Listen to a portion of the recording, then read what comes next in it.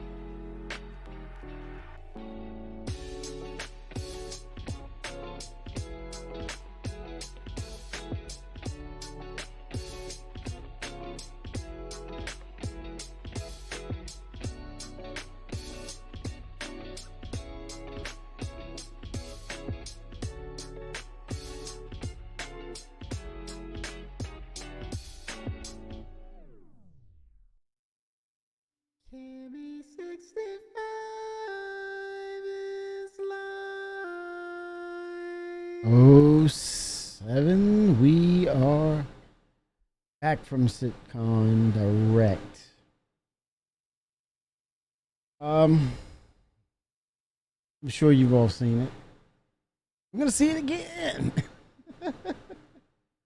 Oh my gosh. Lots been. This is an audio test. Yes, it is. If you can hear the sound of my voice, please type "Disco is a real cool guy" in chat. What's say again? What did he say? Is he? Can I hear?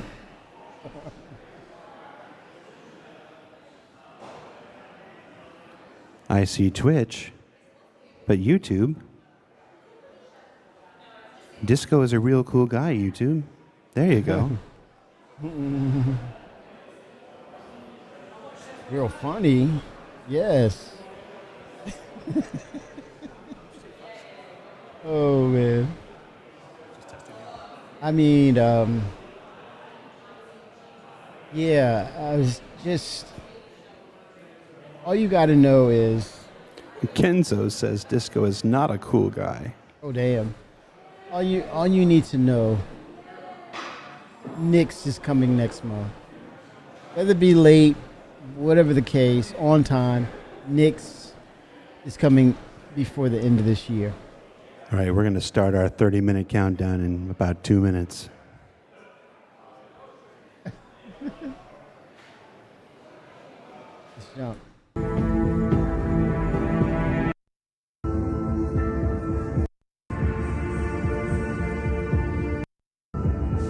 Oh my God.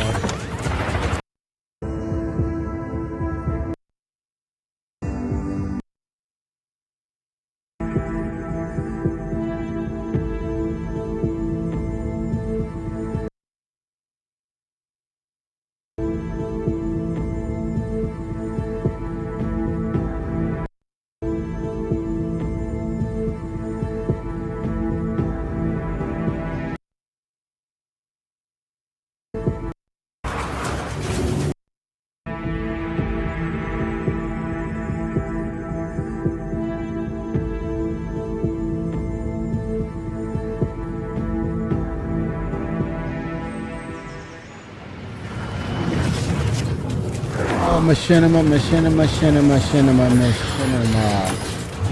is Top Gun. Nothing but Top Gun right here.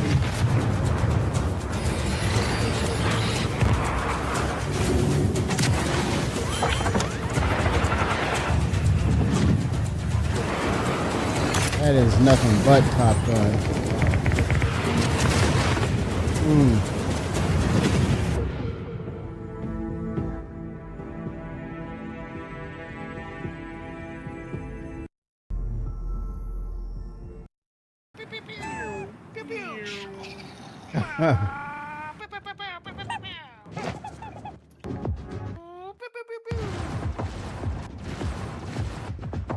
Oh my God. Oh damn. I like that.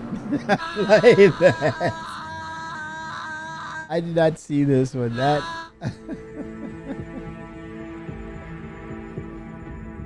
I like that.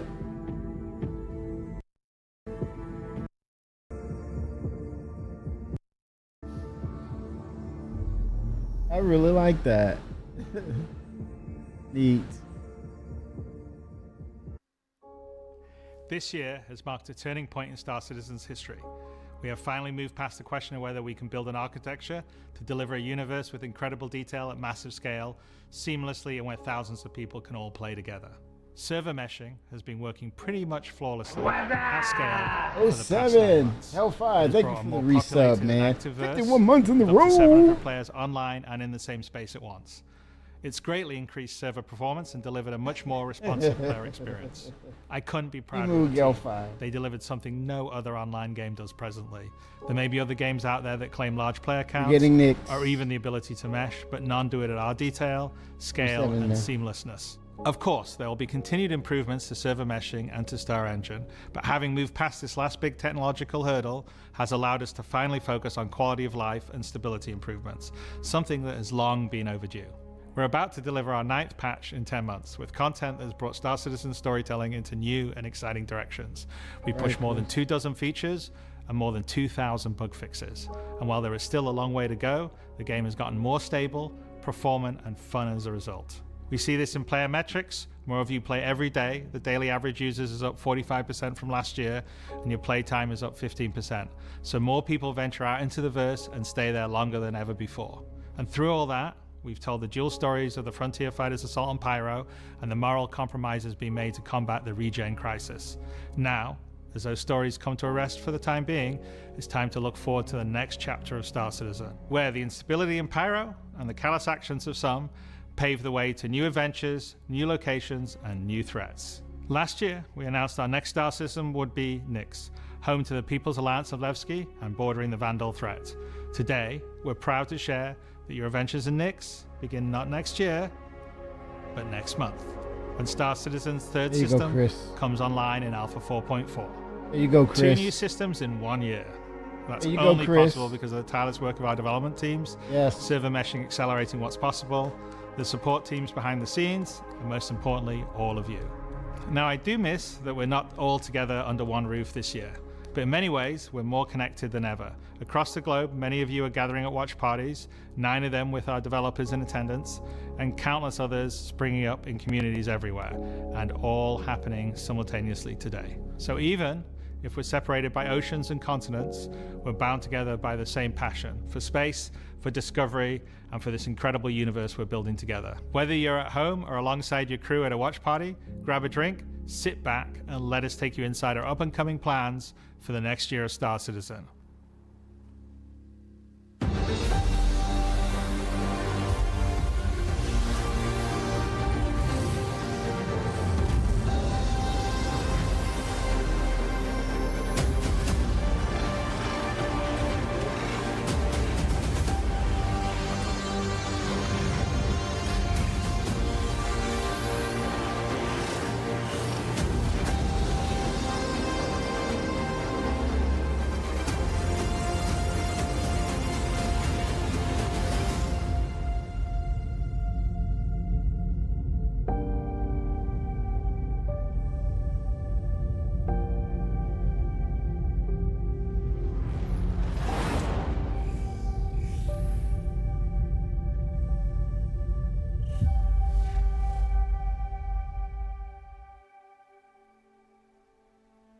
With the foundational technology now in place, the content development of the game is no longer restricted, allowing us to forge ahead with building out our first 5 star systems.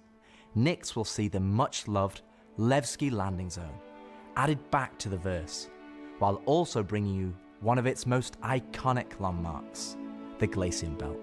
Here, you'll experience a new combined arms operation that will introduce new factions and new adventures for you to discover. With this edition of our 3rd star system, we're also going to do something that's at the heart of the entire Star Citizen experience, and that is to build it right in front of you. As we have done this year, with the addition of several major locations, such as the Hathor facility or the Lazarus complex, we will continue to unveil new Nyx content throughout the year. It's a slightly different approach to how we delivered Pyro, but we feel this gets the content into your hands sooner and shows our intent as we continue our march towards 1.0. I'm so incredibly proud of the work our teams have done and are continuing to do, and we're excited to have you on this next step of our journey. And as with any journey in Star Citizen, that begins with a little story. Here we go.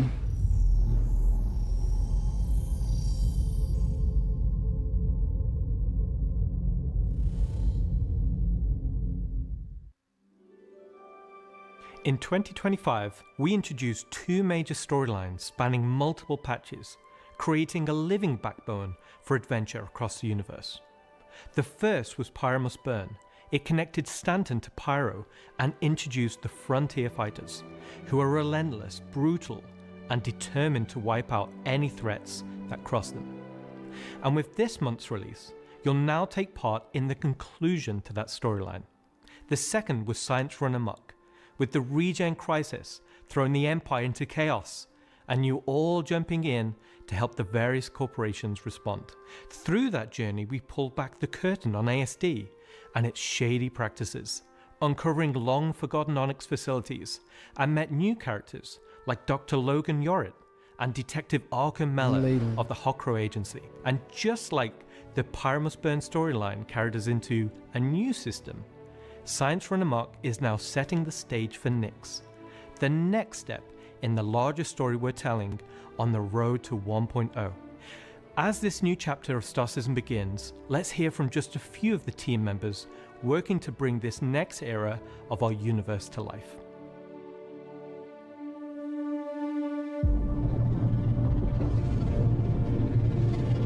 Love my Terrapin. Love when the Nyx my system was Terrapin. first discovered, the United is Empire beautiful, of man. UE came out and did scans and kind of found out that the system wasn't really worth settling. The planets were too hard to terraform, the resources were too tough to get, so they opened it up. And one company saw an opportunity just where the UE didn't. insanely 2D planet beautiful. services. And so they expanded into the system and tried to mine as much as they could, making a very slim margin by the sheer quantity of the resources they were pulling out. The system itself David sort of Haddock. ran its course from sort of a large corporate interest perspective. Drip, And then was mostly what is up, man? Now this ended Drip, up it was a being the pleasure ideal tonight, man. situation Thank you for the so much. People's It was a Alliance, pleasure, who man. were a group of revolutionaries who were trying to overthrow the dictatorship I'm excited, of the man. Messerich scheme that was going on I'm in the excited empire at the for the fact that So they went really to the next system, starting to get these systems established moving. what became known as Levski. What's up, They Lord of the wanted to Drip? make it everything that the UEE wasn't at this time. What's that? They set up what they saw as their ideal society, where everyone's voices would be heard, where everyone would be equal. But they've fallen onto hard Your wife's times. bomb. So Nix today is kind of at an interesting point in its history. Now that the UEE has kind of transformed itself into a democratic society, what is their role? What are the People's Alliance rebelling against? And they still see the empire as being inherently unfair. They see their role as still trying to create a free and fair society. But on the other hand, they have more problems than ever. And there's new threats lurking around every corner. And they have to ask, are they prepared to handle that? Or do they need to turn to the UEE for help? Oh boy. And they're going to be stubborn in their ways. They're going to look for someone else to kind of come to their aid. Making a star system is you approach it from kind of two angles in a weird way. What is this system bringing to the gallery? How does this new system plug into it, and what does it bring to the table from a sort of a flavor experience? We want to make sure that whatever. David Haddock, if you know this or not, but David Haddock has been with Chris for quite some time. He's been helping Chris with storytelling when Chris was making films. And I've met David Haddock way back in 2013 at one particular DragonCon, literally DragonCon. He was there, met him for the first time. And he's basically what lore is, but he has a team. He has Will Weisbaum, he has Sherry Heiberg, Adam Weiser. So they're that group together. They're tasked with creating the universe in its storytelling and where it will lead into how we play the game, how we interact with the game.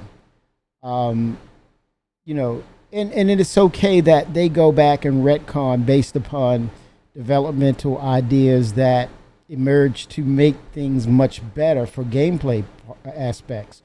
But let me tell you, very detailed gentleman here. He's very, very, very detailed with storytelling, as is the rest of the team. And Chris leans on them a lot to make sure that the history, the lore, fits or merges and meshes with their vision of the game, so that when you encounter something, there is depth, there is a history behind it, and there's purpose within that. So this is really important because he and Chris and the team, the lore team, is fleshing out what these experiences will be like when you first encounter these systems. And so, you know, of course, Squadron 42 is basically the foretelling of a lot of things of why we play the game. But this is so cool, man. This is just it 07 Coffee. It puts to shame, or it really calls out to outside of indie gaming, which is very passionate. Thank you, sir. Thank you. This is a passion project. Period.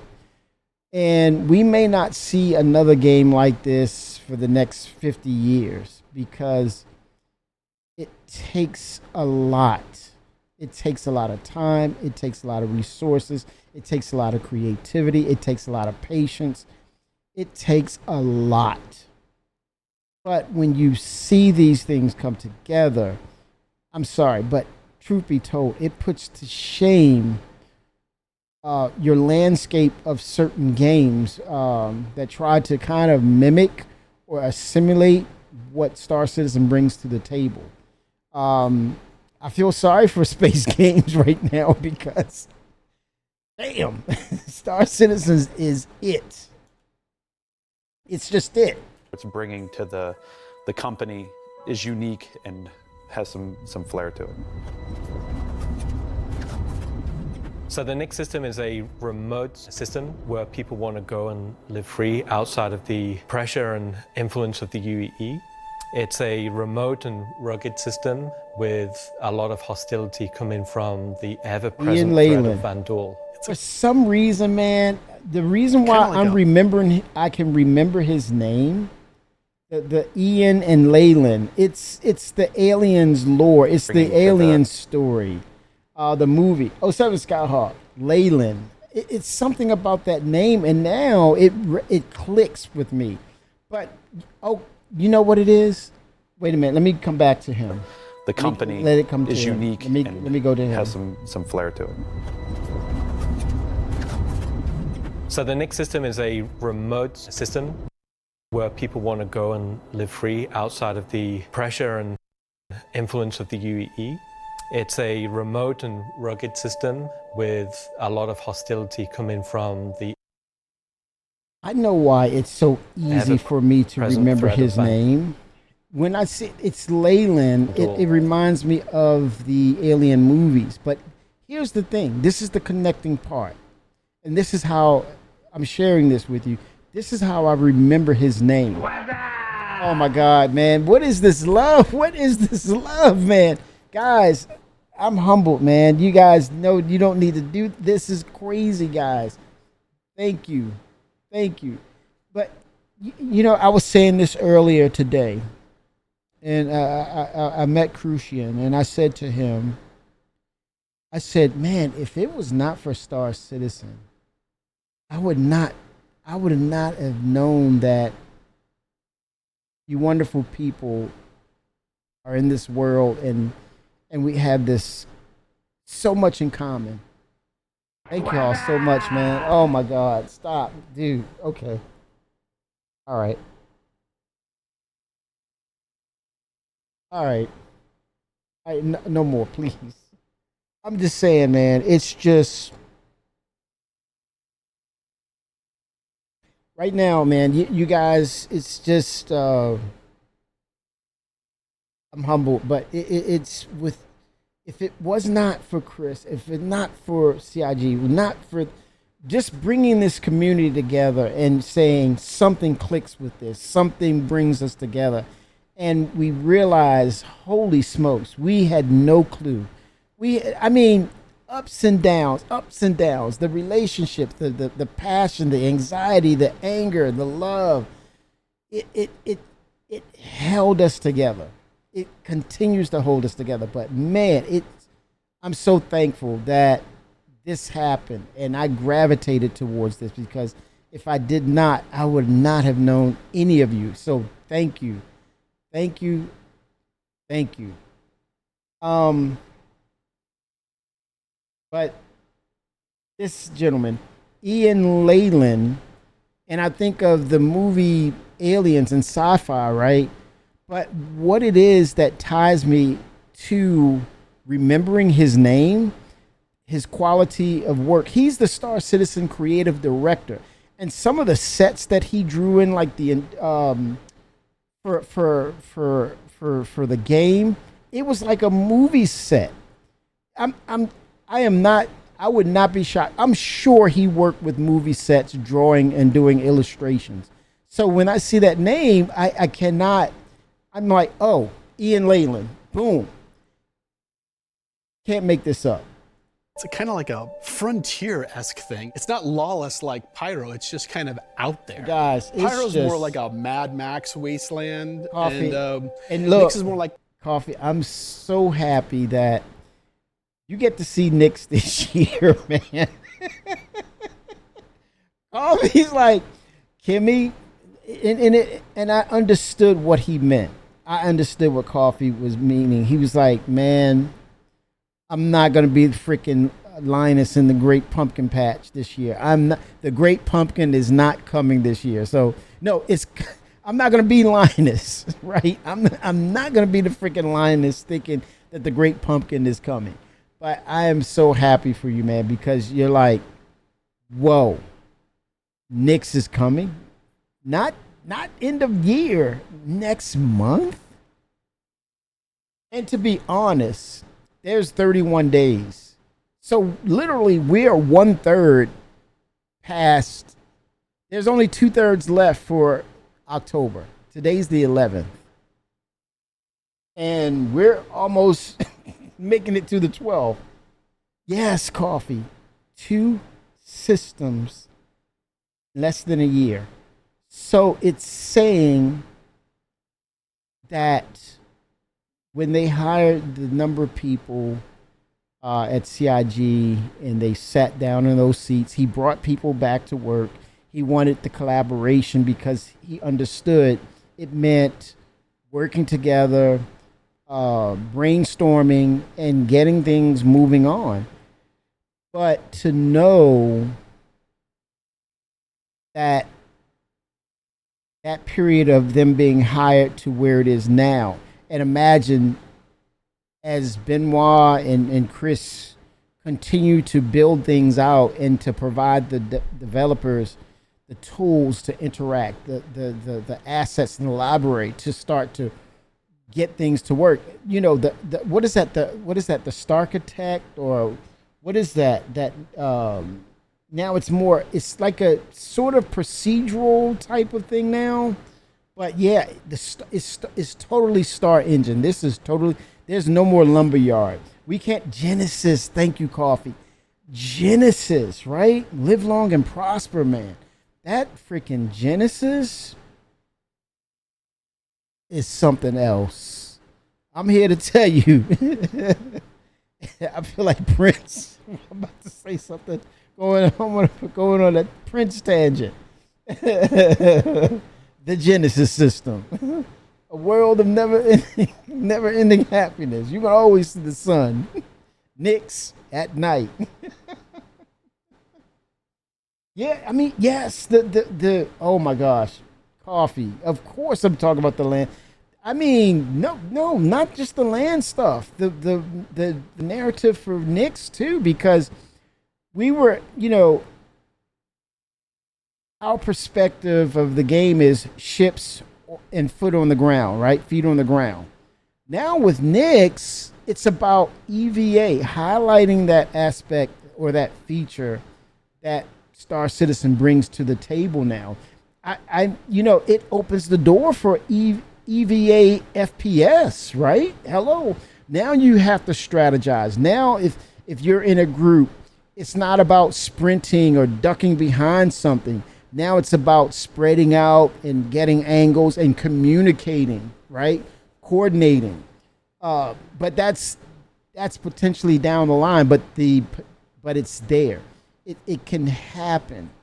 But yeah, I mean, the Genesis, whew, they're putting work in. I mean, let's go. They're putting work in, man. Or like Deadwood, right? It's kind of like a smaller scope. The emptiness and the loneliness is the defining factor.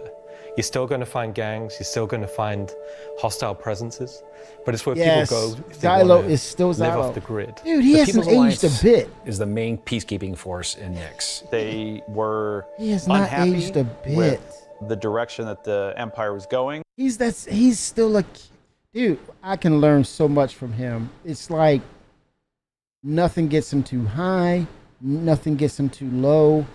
It's even keel with Xylo.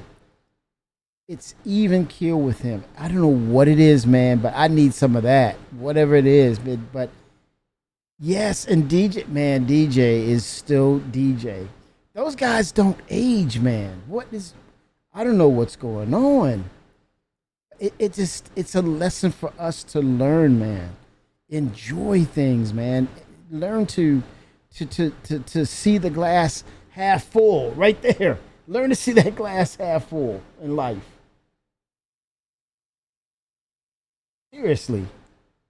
Seriously, man.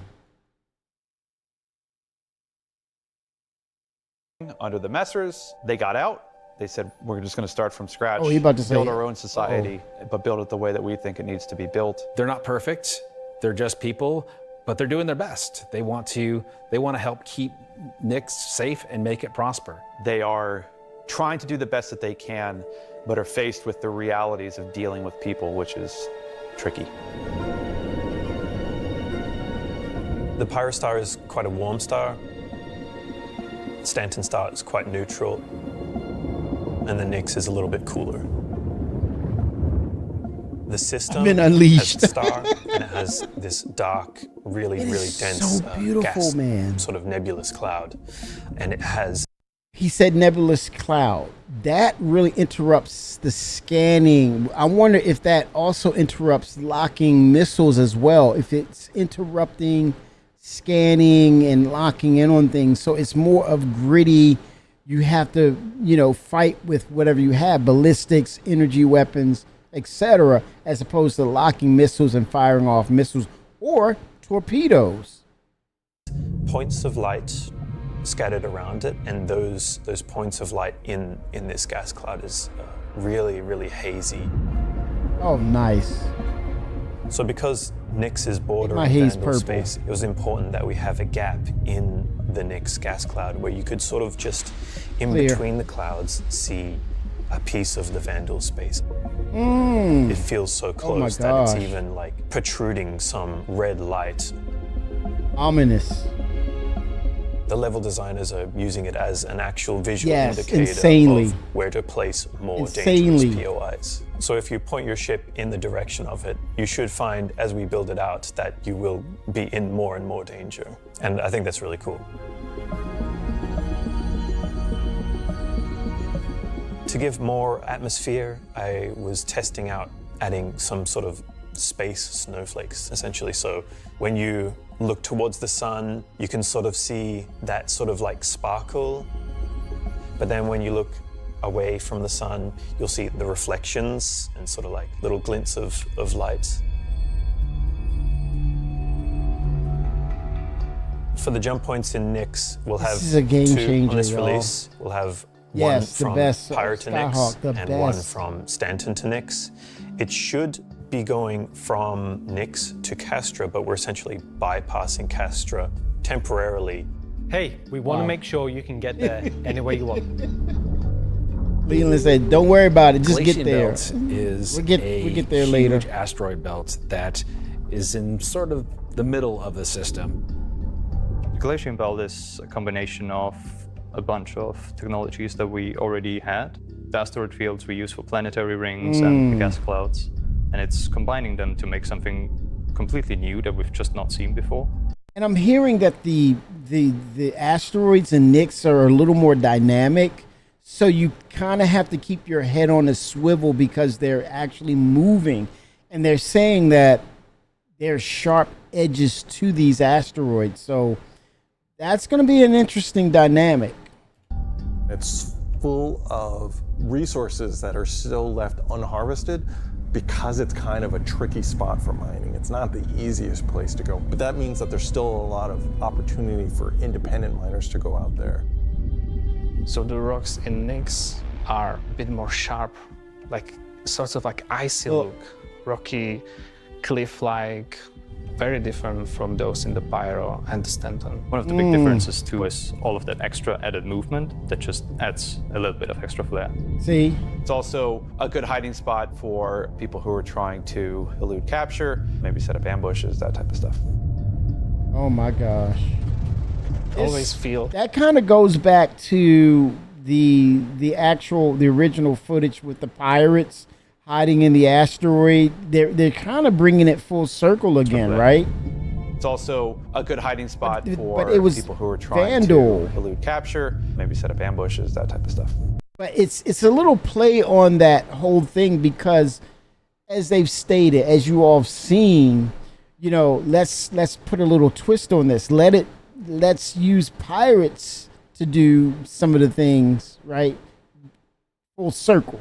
Let's, instead of the Vandal from the original video, you know, they're hiding behind the asteroids. Let's say it's piracy is being a part of it. But we know full well that now it's about Vandal, you know, jumping from that adjacent system and saying, the hell with all of you. I don't care what you're doing. You're dead meat, all of you. You could be whatever, engaged in whatever. So that is going to be an interesting dynamic because whatever you may be thinking of doing, and for whatever reason, it all goes to crap because Vandal are present and they basically said, hey, you're all human, you're all scum to me.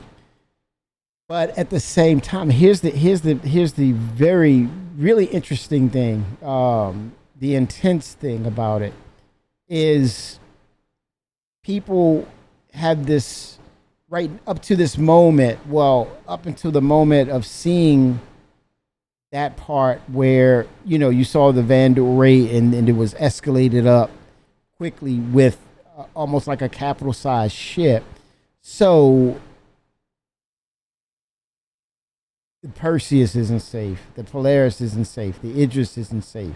In other words, they will be challenged. You know, it's like, try me if you want, you know, hey bro, I got, look, cap ship, don't even try it, I'm here, what? Come at me, bro. Now it's more of, okay, you're taking that ship to Nyx. What's gonna happen? You want the challenge. They will come in and accept that challenge easily. So that's gonna be interesting. But you know, Skyhawk, we didn't get engineering, but I think they were so close to the engineering aspect. But I think they want to add a few more things to that to make it whole. I think what they have is not enough, and I think that's probably why they held it back. But I think it's right around the corner. But here again, I don't know, man. I mean, we have a couple of patches left, right? Don't say that it's not coming at the end of the year until we're in December and they release that last patch for December. We might just get a surprise.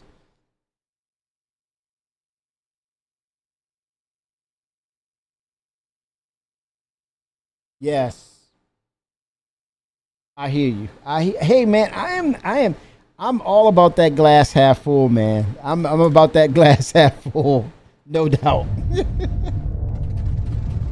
Always feel way more interesting flying in those spaces than just, you know, empty void. And as we build out the Glacian build over the next year, lots of places to put new content. Delamar is a very large asteroid in the Glacian belt that QV Planet Services had built a mining base on that got taken over by the People's Alliance and renamed Levski. Yep. The landing zone, Levski. Delamar is the asteroid. Our first and biggest social outpost. Look at that environment, man. I want to slow mo this, man. I'm telling you. I need to slow mo it. I guess not. But look at the environment. I mean, this is what they're talking about. This is amazing. The lighting. It's totally. It is not Stanton. It is not Pyro. For sure. We know. For next. It's kind of like the place where you stop before you do your panning. So it's kind of San Francisco before you go out to the gold rush. It's going to be the central hub for debris, trade and hauling and all of the commerce within Nyx and also from Nyx to other systems.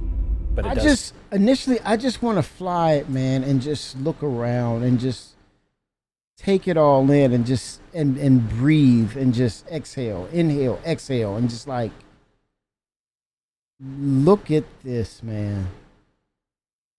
This is a freaking space game. And now it's almost funny to say it's alpha, right? Remember the alpha meme? It's like it's going the way of struts.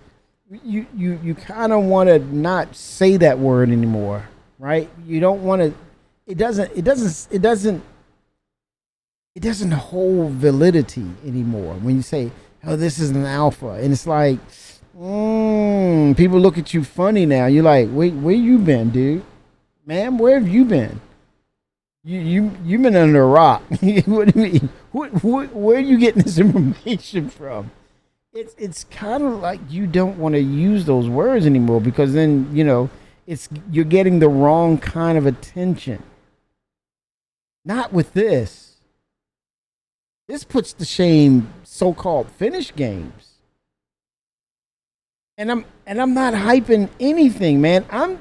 I can see with my freaking eyes. Have a CD all freaking 4 of them. Layer to it. Over the years, you're sort of improving the generation method of those asteroids to rock DS. Culminate towards this specific point to make large, explorable Talk to me, man. location. Talk to me. Preach. When you fly towards the Levski, you see this huge gas ring around it. It's scattered small, mid-sized pieces of the asteroids. Well, Levski is immediately apparently unique by the fact that it's a facility clamped onto the side of an asteroid. The breathtaking views of looking into the belt instantly gives it a unique charm and flavor. And it's only going to get better. You'll initially see a very dramatic borehole that goes all the way through the asteroid. You'll also see growing out from there and alongside Levski, there will be... Look how large these ships are. New landing pad, mind you. They're open-aired. Holy smokes, man. Landing pads along what I'd call the spine. Lots of industrial pipes. Man, this is and freaking next transport level systems to bring out the refined mining material. This was a surprise. They took the trains or the tram system, right, and said, let's add a visual and functional feature to this and use it to move freight and cargo. Genius. Genius. And you have a freaking atlas out there walking. Materials when it was a mining station. Look at that. Before we were using an actual planet, so we had all of the space available to place all of these structures. But now it kind of meant that we had to create an asteroid which has the appropriate size to... If we took the whole shot of the asteroid, you will see that there is an area to fly underneath. How many people, I'm scratching my head, I'm wondering, how many people at this moment right now discussing, okay, I need to change my, my spawning point. I want to make this my home. What if your jam, I would say, what if you're, or think about this, you have people that, hey man, I'm adhering to mining. I love mining. Oh, I love salvage. But what about the cargo runners? When you're talking about this is a place where it is a hub that is tailored for hauling things, picking up things, and you have that EVA cargo grid drop off, click, click, click, run it down into the freight elevator via EVA, right?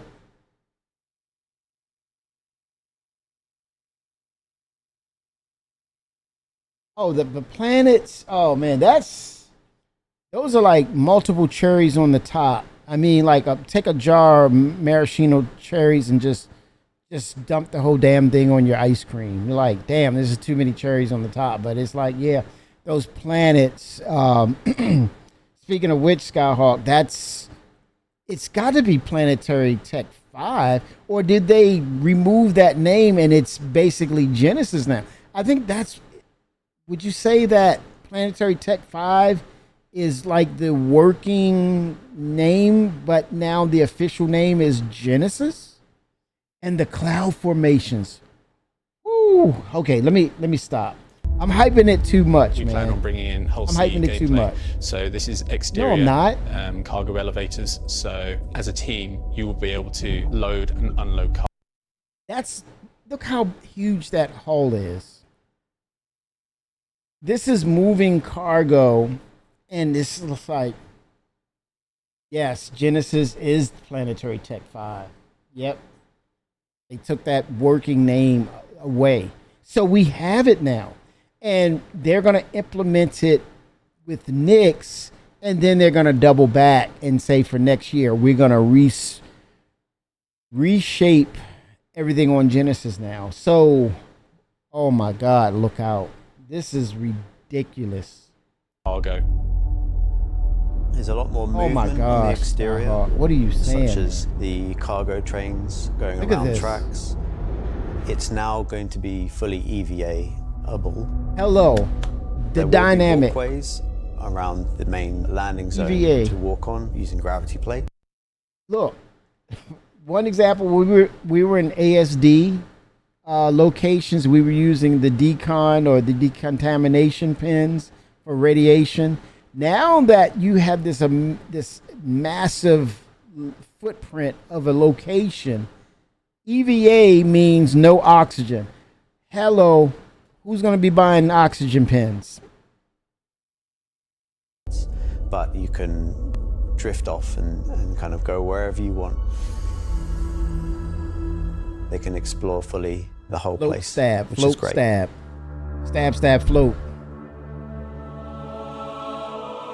Unlike the majority of anarchists living in Pyro, there are people here in Nyx that care. Yeah. It's not a downtrodden or derelict, dilapidated location. It has a sense of order. But only where the People's Alliance has people living.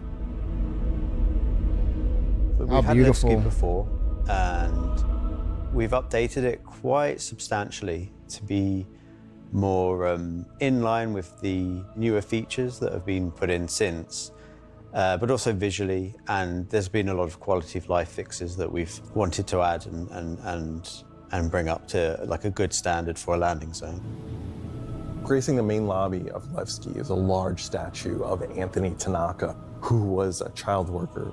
And was being worked to death, all of them were. And Anthony Tanaka just had a break and just said no, and stood up against the foremen, the supervisors, the managers, the guards, and was killed for it. Take this and job so he and shove became it. a sort of a figurehead. And kind of was one of the linchpin moments in seeing the fall of the Messer regime.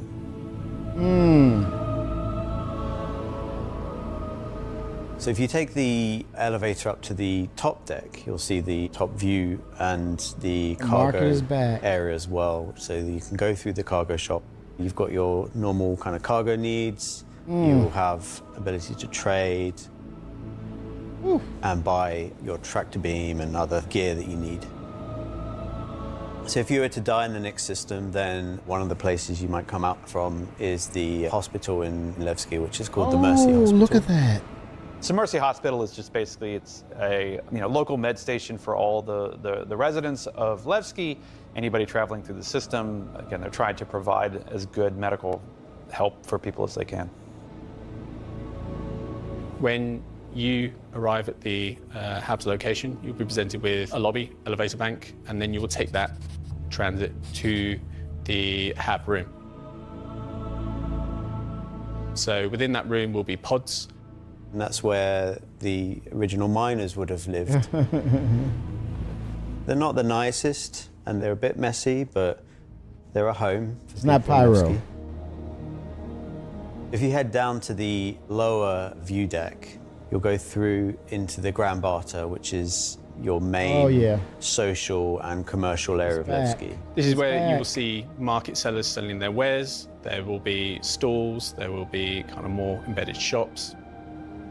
And that includes things like Corderies, which is your armor shop, and also conscientious objects, which is for weapons. There's also one of my favorite places, Cafe Musée, which is where you can go down into some of the more rocky depths and grab yourself a drink, and you never know who you meet down there. Oh, mission givers, hello. If you explore a bit more around the Grand Barter, there's other routes around and little side passages. There's another shop that's away from that area called Teachers. Teach's Ship Shop is basically where you would go if you were looking to pick up a used ship, buy some ship parts, fix up your old ship, find some new stuff, sell some scrap. We've closed up Dumpers Depot for Levski, and everything that used to be sold there will now be sold at Teachers. Another new area, as well as the cargo shop that we've added, is the refinery deck for Levski. That's where you can take your processed goods, not just from Levski, but from the rest of the Nix system, and refine and sell those goods there. Oh, wow. As a lot of the content in the next coming releases for Nix is going to be mining related. So it's super important that Levski is a really nice hub for mining type of gameplay. Could you say next year we may be talking about, or on the roadmap, we may be looking at the Arastra? Or the Orion, or both? I don't know, but seeming that we're talking about large deposits, and they kind of went with, you know, years ago, Tony Zurek called it mining veins. This is a total opposite. As you all know, these larger deposits that are in Levski, it's not mining veins, but holy crap, it's mining on high volume. I suspect that this opens the door for the Arastra, as well as maybe the Expanse, because maybe the Expanse can kind of like, okay, let's offload it to the Expanse and do the refining as you jump to another system, or, you know, especially with Vandal raids. But I'm gonna watch next year's roadmap, because I got a funny suspicion that they want to push mining even further due to, you know, the resource that they opened up with mining and Levski, the system now. So we're really happy to bring Levski back into the game. It's been gone for quite a few years now. I think it really provided a unique environment of, it's run down, but the people who live there love it and are working their hardest to make it a great place to live. This is a location that has a lot of nostalgia for you guys, and we don't want this just to be a re-release. We do want you to go, wow. It's not going to be as complete as Pyro when it first came out, but it's going to be our first iteration, and you're going to be able to see it grow as we work on it.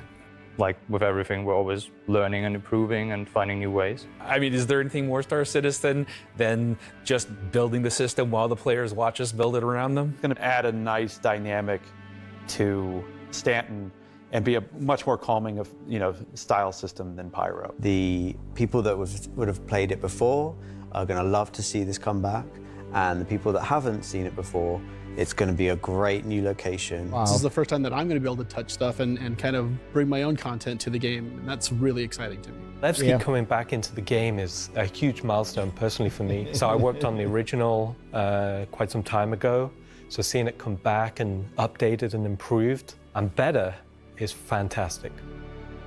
Wow. That's That's most welcome. That is most welcome. Another system, man. It's the beginning of the economy. So we've talked about Levski, we've talked about the Glacian Belt, but you're probably asking yourself, what's the new gameplay activity we're going to be doing? So let's find out. Welcome to Nyx is your first experience in a new space station in a new solar system. It's a mystery to be solved. There's things for the player to explore and look into. There's going to be some twists and turns, of course, some combat, and if you're lucky enough to survive, maybe some good rewards. This is basically a continuation of kind of our ASD storyline. So in the closing out what we had called our Science Run Amok storyline, we had revealed that ASD had been procuring sort of very black market illegal stuff in order to conduct their experiments. Good gosh. So this mission is basically going to be continuing on that trail. So the Navy has learned that illegal tech is being sold in the UAE, and they're hiring Intersect to investigate.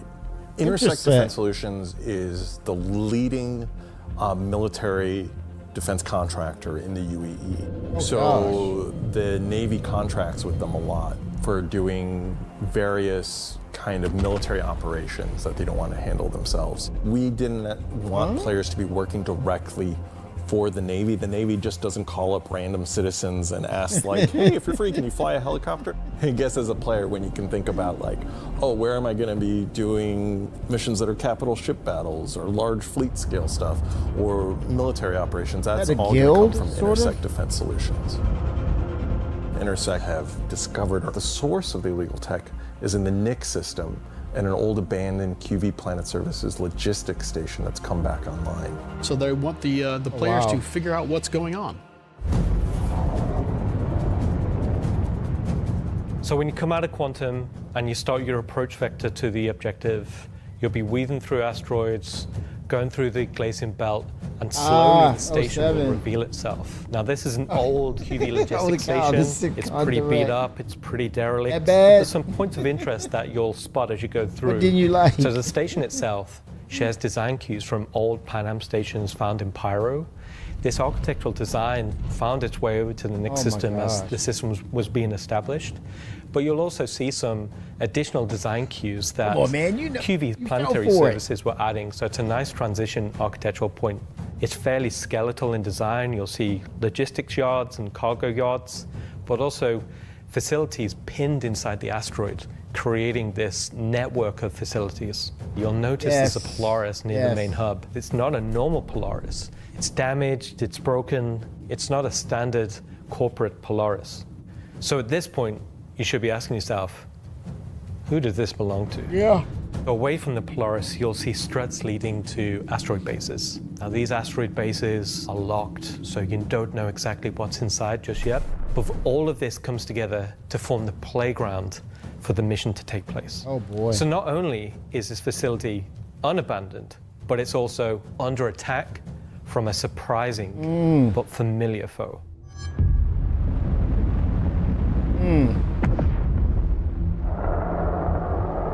Oh gosh. People lost it right there in this moment right here. They lost it. They lost it.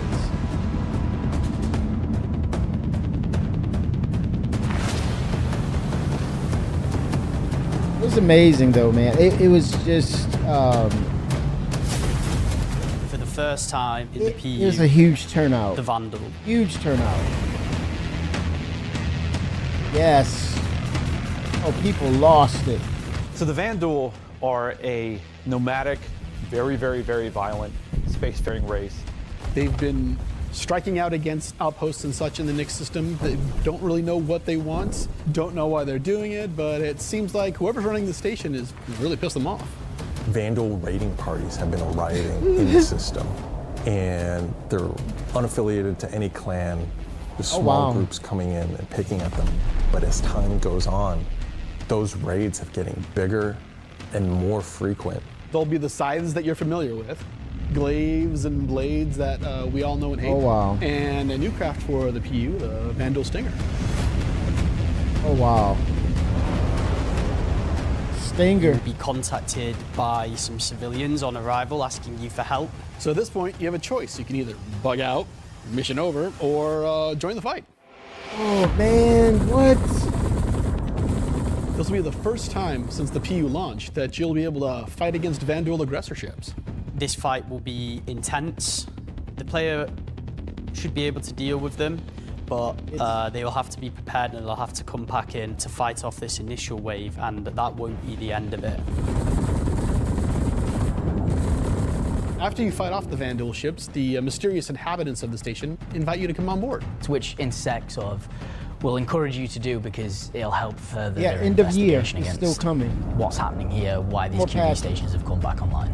You dock your ship, you Seriously, board the station, in the game, yep. and it turns out the inhabitants here have a real surprise for you. Good gosh, man.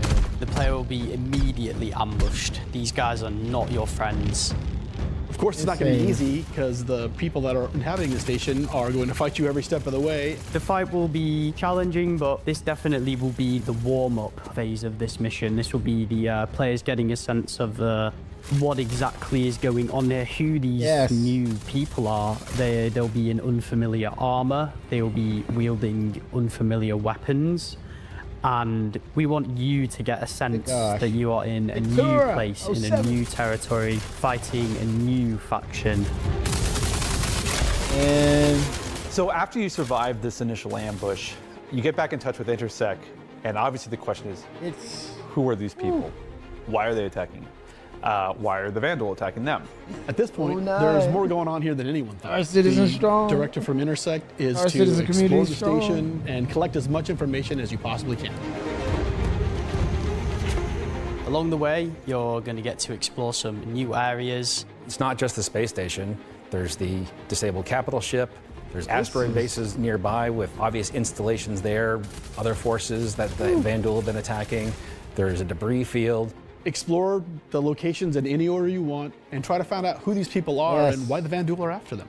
You'll find new clues. You'll find ways to solve the puzzle of what's going on at the space station and find out what kind of loot they have for you now that you've beat them. And of course, this is a legally open station, so anything you find is yours to keep and sell, maybe even give to Wicklow. Elliot. This isn't just a one-time event. This is a permanent sort of mission that we're going to be adding to the game. You can go back and repeat this mission. Genesis. Find ways to do it even better, even faster. There'll be a different story and different flavor. Obviously, we can't have the same thing happen every time. There'll be other missions that Intersect will offer to you based on the evidence that you found. Now you know the real story, and you can start digging and giving more information to Intersect along the way. Investigation. Woo. I'm super excited to finally see the Vanduul. I'm gonna keep saying Genesis. I'm excited to bring cool Vanduul ship combat to SC. Players in the PU will now get to face down these awesome ships and get a taste of like we already have it in Arena Commander, where you get to fight the Vanduul swarm, and being able to do that in the PU is going to be, I think, a heck of a lot of fun.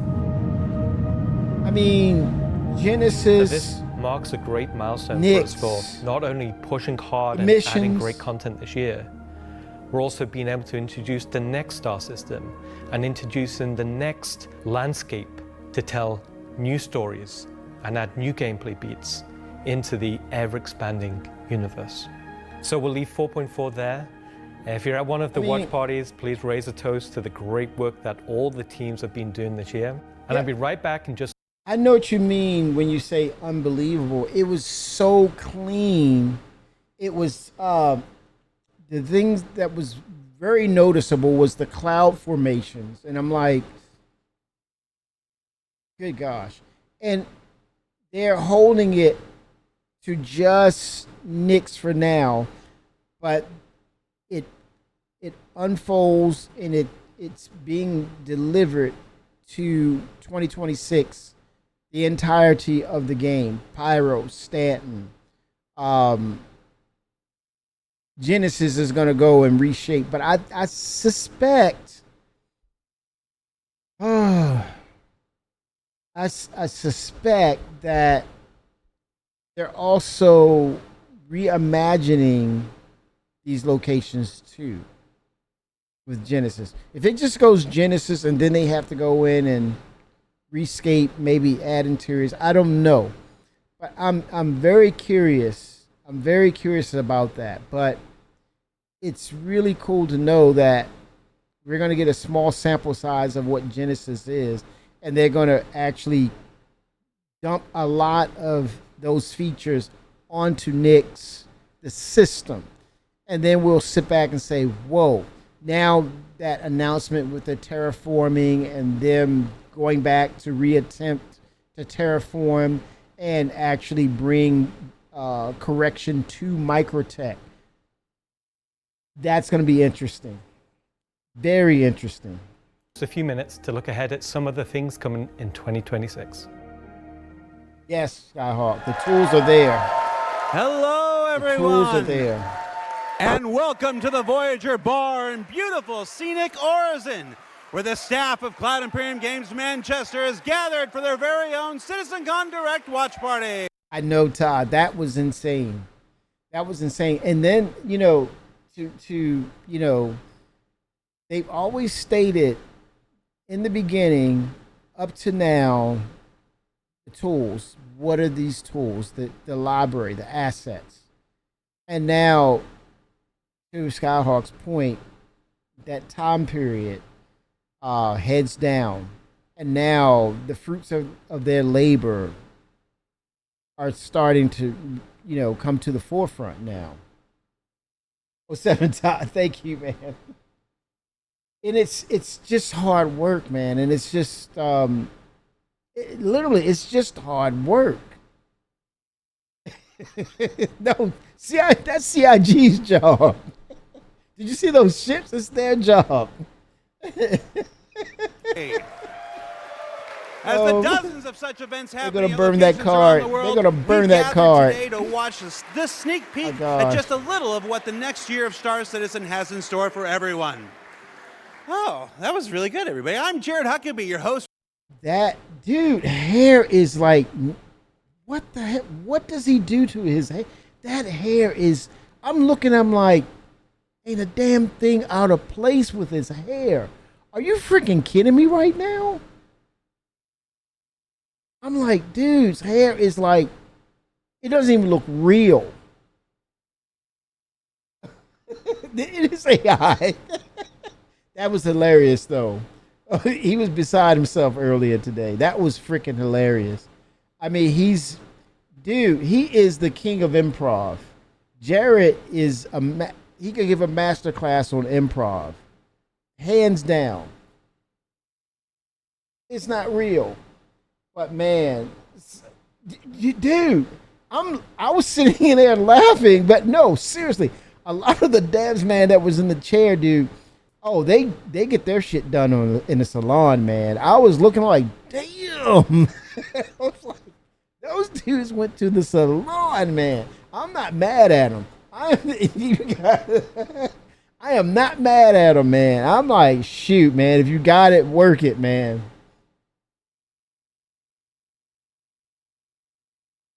Yeah, well, Todd, I don't know, man. It's like, in-person CitCon Austin. It's not real. For the festivities and for the show today, and let me tell you, it's not a joke, it's not a gag. Next week, we're hitting our 9th patch in 10 months, and then in November, we're going to finish out the year strong with the long-awaited arrival of the Nix system. And in case you missed it, because you were chatting with friends, hi. It's not the lawless wasteland of Pyro many folks have been speculating, but an independent system with its own set of rules and laws and multiple ways to get there. Did he just say that November is the last patch for the year? Are they gonna? Is it saying that they want to give the devs a true break for the holiday? I'm okay with that. Didn't he just say that the last patch will be in November? Yeah, I'm okay with that. They need to take a break. And the pace that they were, the frequency, the cadence, it was I mean, it was rapid, man. It was rapid. And I'm like, we can't become that micromanager and say, hey, we got, December, what are you going to, hey, pay them extra, work some overtime. No, go home, devs. Talk to your families. You haven't been home in a while. Watch some movies. Take a nap. Damn, get some snacks. Lay back. Don't work. Don't come to freaking work. I don't want to know that you're freaking in the studios. It's an exciting time for everyone at Cloud Imperium Games because, as the architects of our persistent universe said at the start of the show, the foundational tech that we've been building for so many years has now unlocked us to bring more to. This is truly, I mentioned this, but some of us know. Some of us don't get it, right? But some of us truly know that there were a series of events for CIG that allowed them to procure and take ownership and have their own engine. And some of us have this opinion about, oh, you need to go to this engine. You need to utilize that engine. Move everything over to this engine. You're going to be better off. No. No. We see now, as I said, those series of events that happened, that took place, was necessary. It couldn't have been written or scripted out any better. Like, it was fate. It was meant. The dominoes fell, and they were falling in line, man, for CIG. They have the Star Engine. They are able to create whatever is needed to make Star Citizen the game that much more immersive, that much more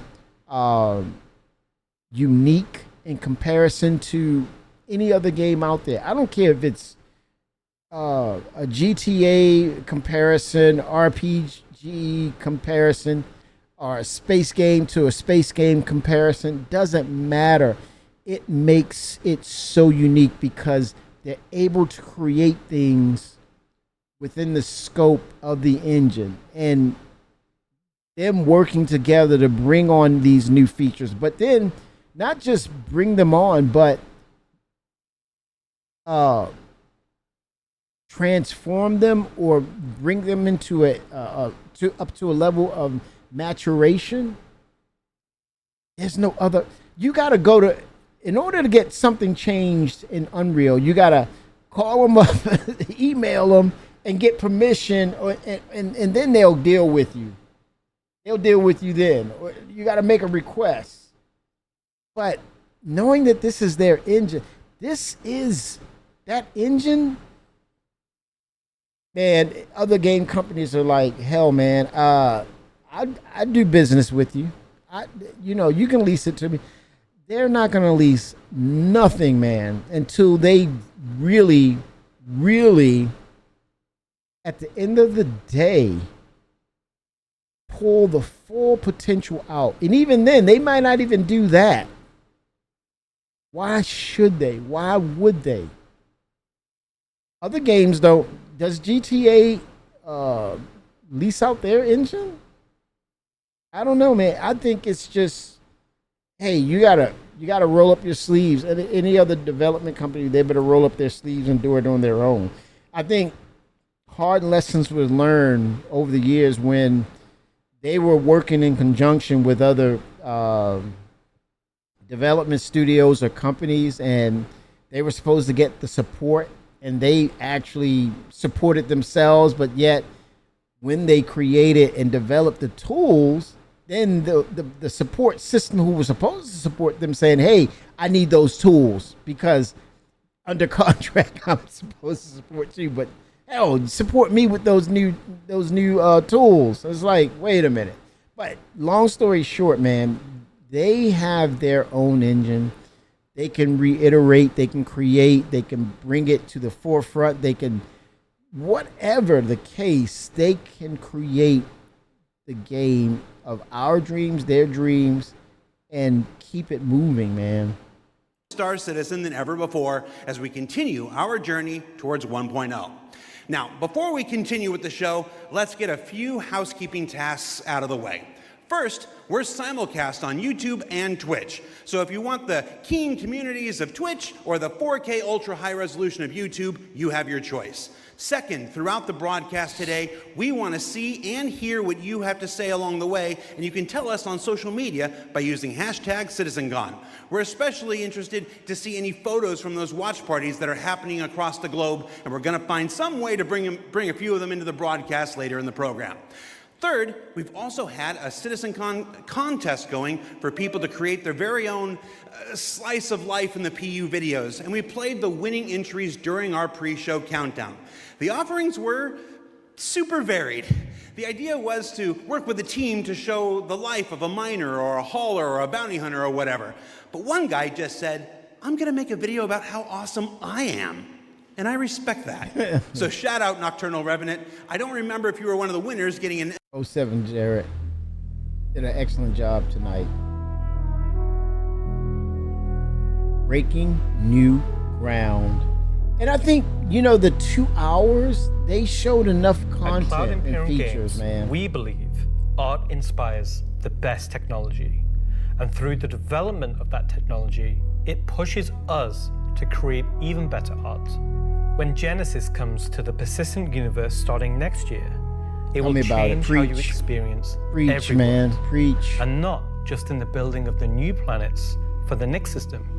We will the also Christ go back Roberts through gospel Stanton and Pyro and Man, reimagine them through the lens of our technology. Previously, and more traditionally, we'd create slices of biomes, like deserts or forests.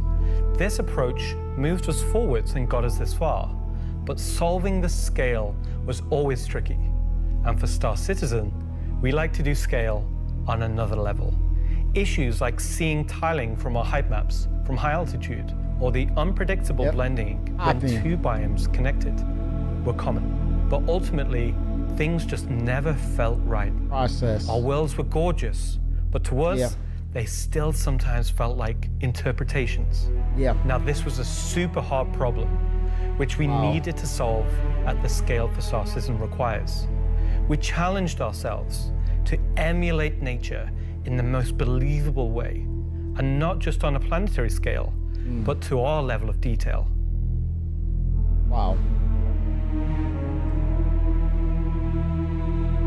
Those cloud formations. You know what I'm talking about, chat. You've seen it. Next year, Skyhawk is saying, next year when we see the rest of Nyx, the rework of Microtech, Hurston, and the 2 new star systems, it will also be adding by the end of 2026. Yeah, you heard what I said.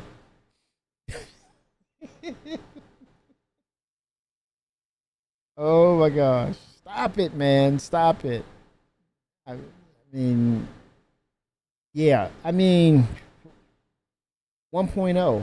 I mean, it's, you know, some of us was, and it's okay. I mean, I think it was precautionary or cautionary, because I get it. People want to be optimistic, but they want to hold off. It's like, I don't want to, you know, look foolish or get my hopes up or be disappointed or get someone else's hopes up, right? But now the way that they're moving, and we were talking about 1.0, 28, 29, you know, we were really pushing out those years. Now, when you're talking about where we are in regards to getting 1.0 as a, you know, a completed metric or completed goal, it's much closer than we think now, right? Because we're talking about, if you look at Nyx next month, now when you take the framework of Nyx, you look at Castra, you look at the footprint, and you see the number of planets, the number of moons, and they're like almost identical in literal footprint. Now you're framing the Genesis system. Now Castra can be, wow. It's not out of the question to say, can it be first quarter or second quarter? Not out of the question. Terra has always been a layout or a blueprint of what they want to do. You know, Terra. That completes the whole system, the 5 points or the systems that are the 5 systems of 1.0.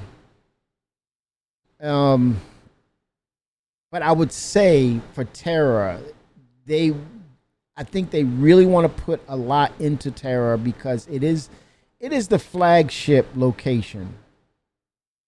It's the center of the universe in Chris's story.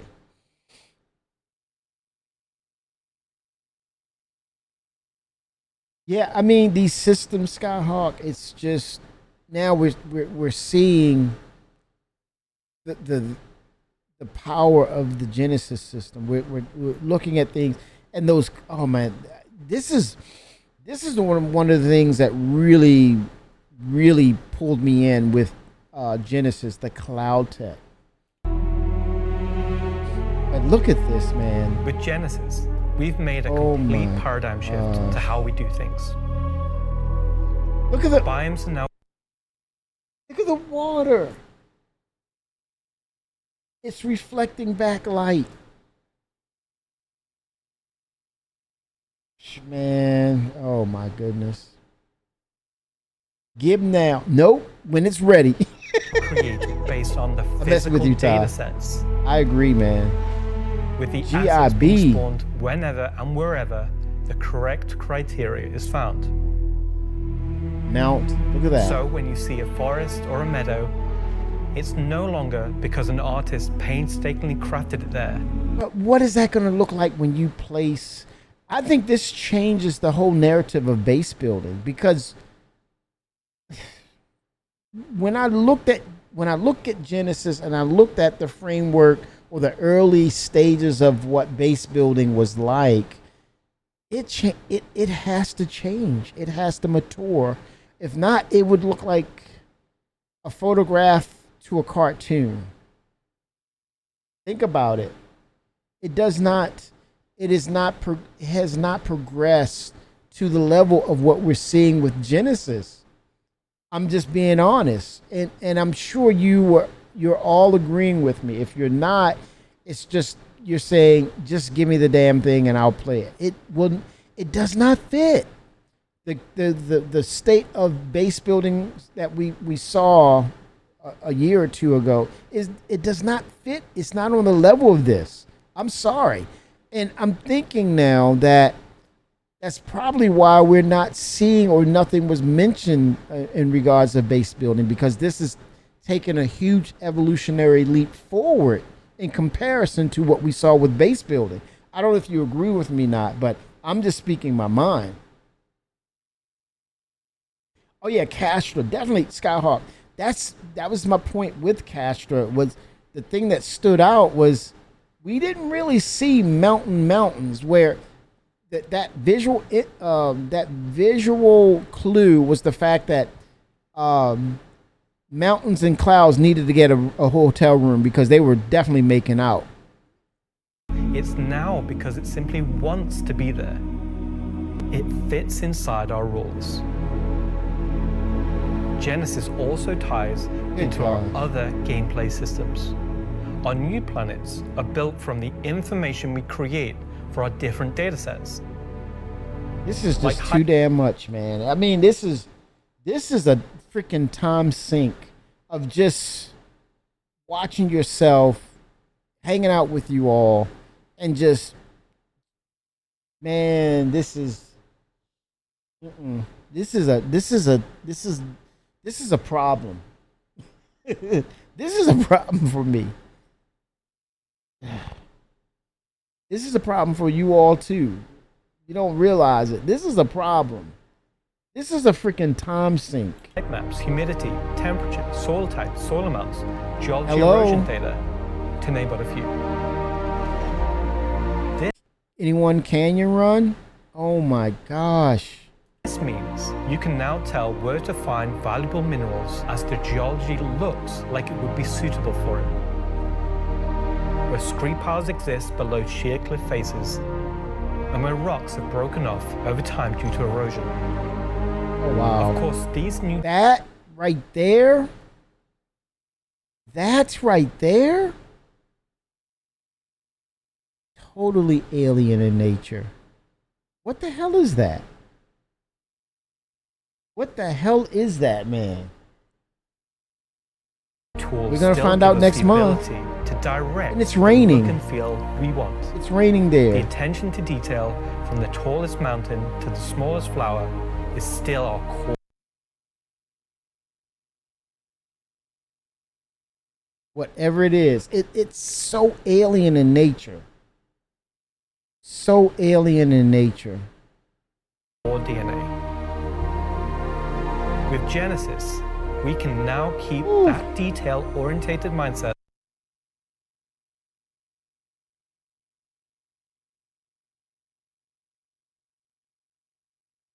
This.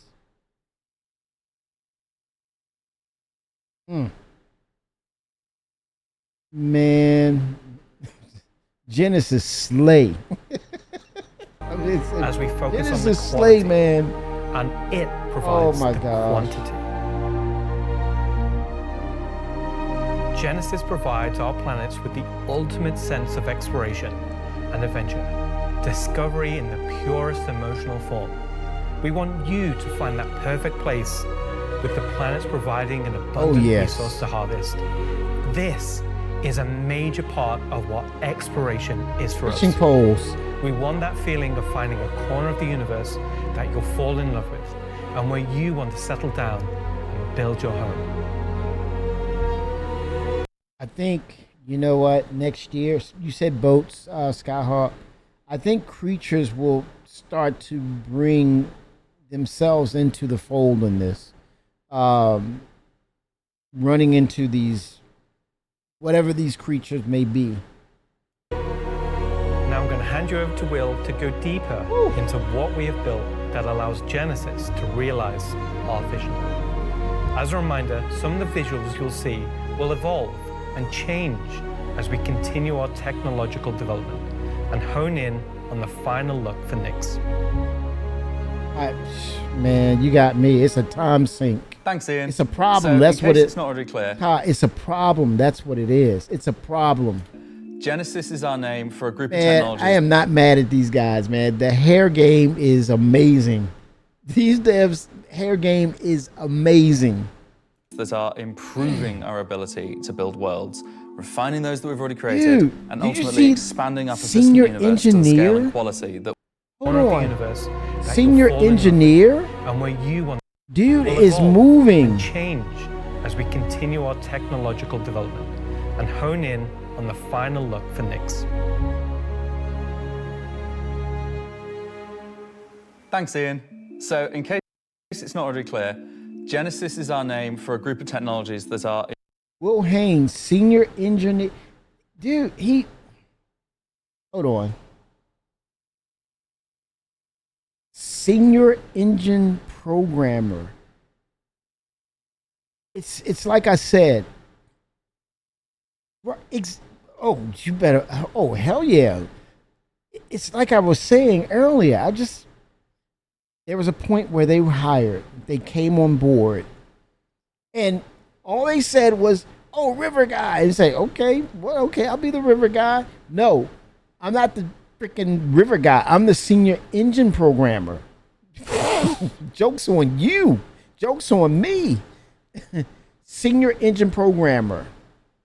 What I'm seeing is, man, what we're witnessing and what we have to take notice is the fact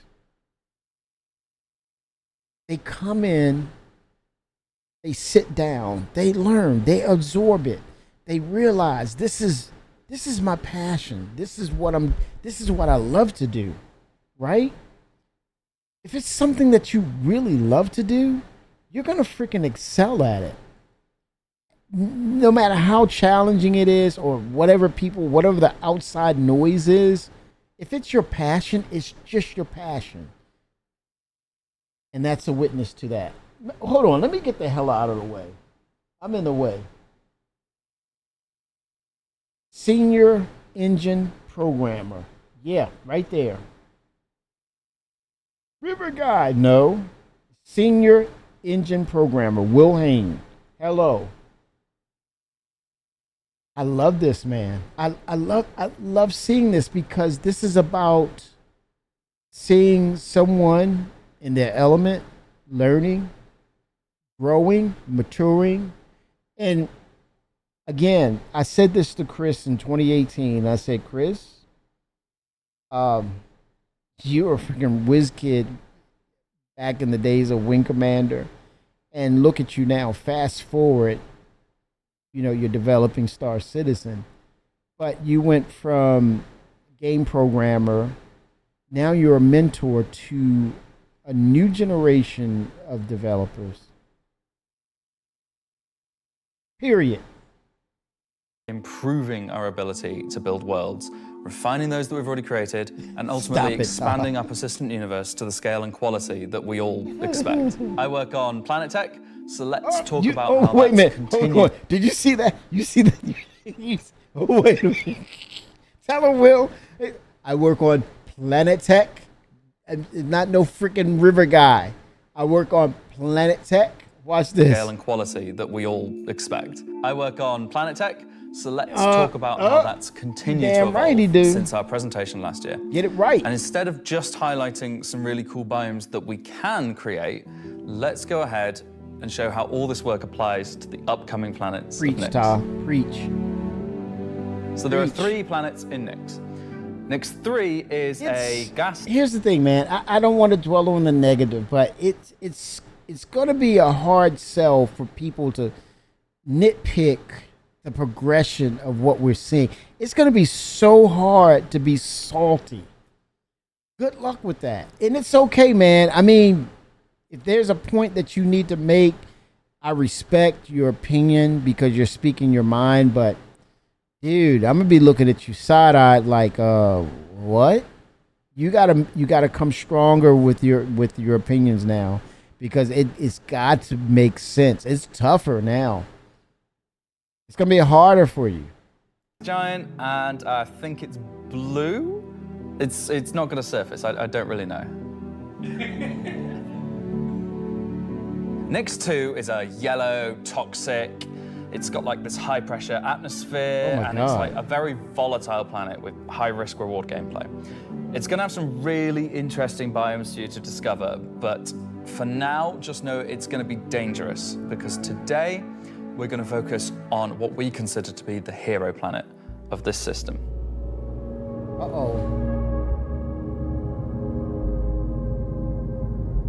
Nyx 1 has got a rugged, remote beauty. It's got a diverse set of biomes, from weathered rocky mountain ranges to vast sweeping forests and grasslands, and from damp, expansive wetlands to claustrophobic, festering swamps. These core That's insane. biome concepts give us a fantastic platform to hone our technology.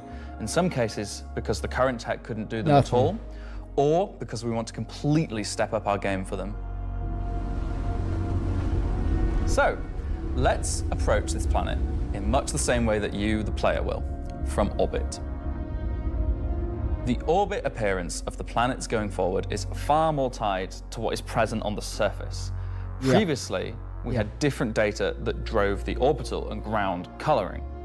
That's because the orbit was designed to look like vegetation that we'd place on the surface, and the ground coloring was trying to be a mix of soil, rock, and the organic compound coloring that forms the kind of colors there. Man, next level. Now we author much more of the data in a I was thinking that, unified Sky. way. I was When thinking you look that. at You Earth, texted you see that. blues and greens for ocean and vegetation, and brown or yellowy tones for sand and soil. We wanted to keep it as simple as that. The same set of textures and data. Okay, wait a minute, Todd. So Nyx is next month, right? So something to ponder. Nyx 1 is built on Genesis technology, correct? But we aren't getting the new planet. We aren't getting the new Genesis system for the entire system until next year. But we're getting, what is this Nick next year? What's Nick next year? So what are we getting next month? We're getting Nyx, the system. But not all the planets? Is that the case, Skyhawk? Not all the planets? Mad Style, where have you been? 07, sir. Mad Style's like, I've heard, I know I'm back for a reason. What the hell you think, Kimmy? You think I'm watching, I'm keeping my eyes on things. I'm gonna show up. I've been watching. Mad Style said, you ain't gonna leave me behind. I'm gonna give you some of that. 07, sir. It's been a minute. Welcome back. Well, that's a great question, though, Ta. But we gotta hold on. Let's fact check, because I'm under the impression that we're getting Nyx because it's 3 planets, 2 to 3 planets total, right? All right, let's fact check. Chat, because that's a great question. Let me see. Let me dig deep here. Dig a little bit.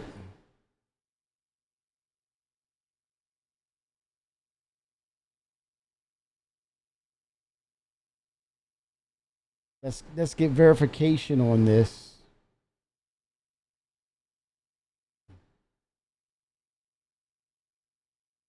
Oh, the goodies pack has been revealed too.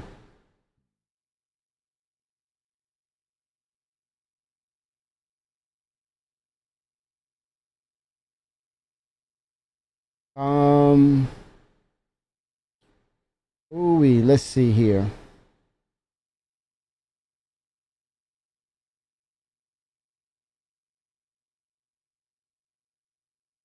Oh, they say, well, meshing has gone up to 700 players.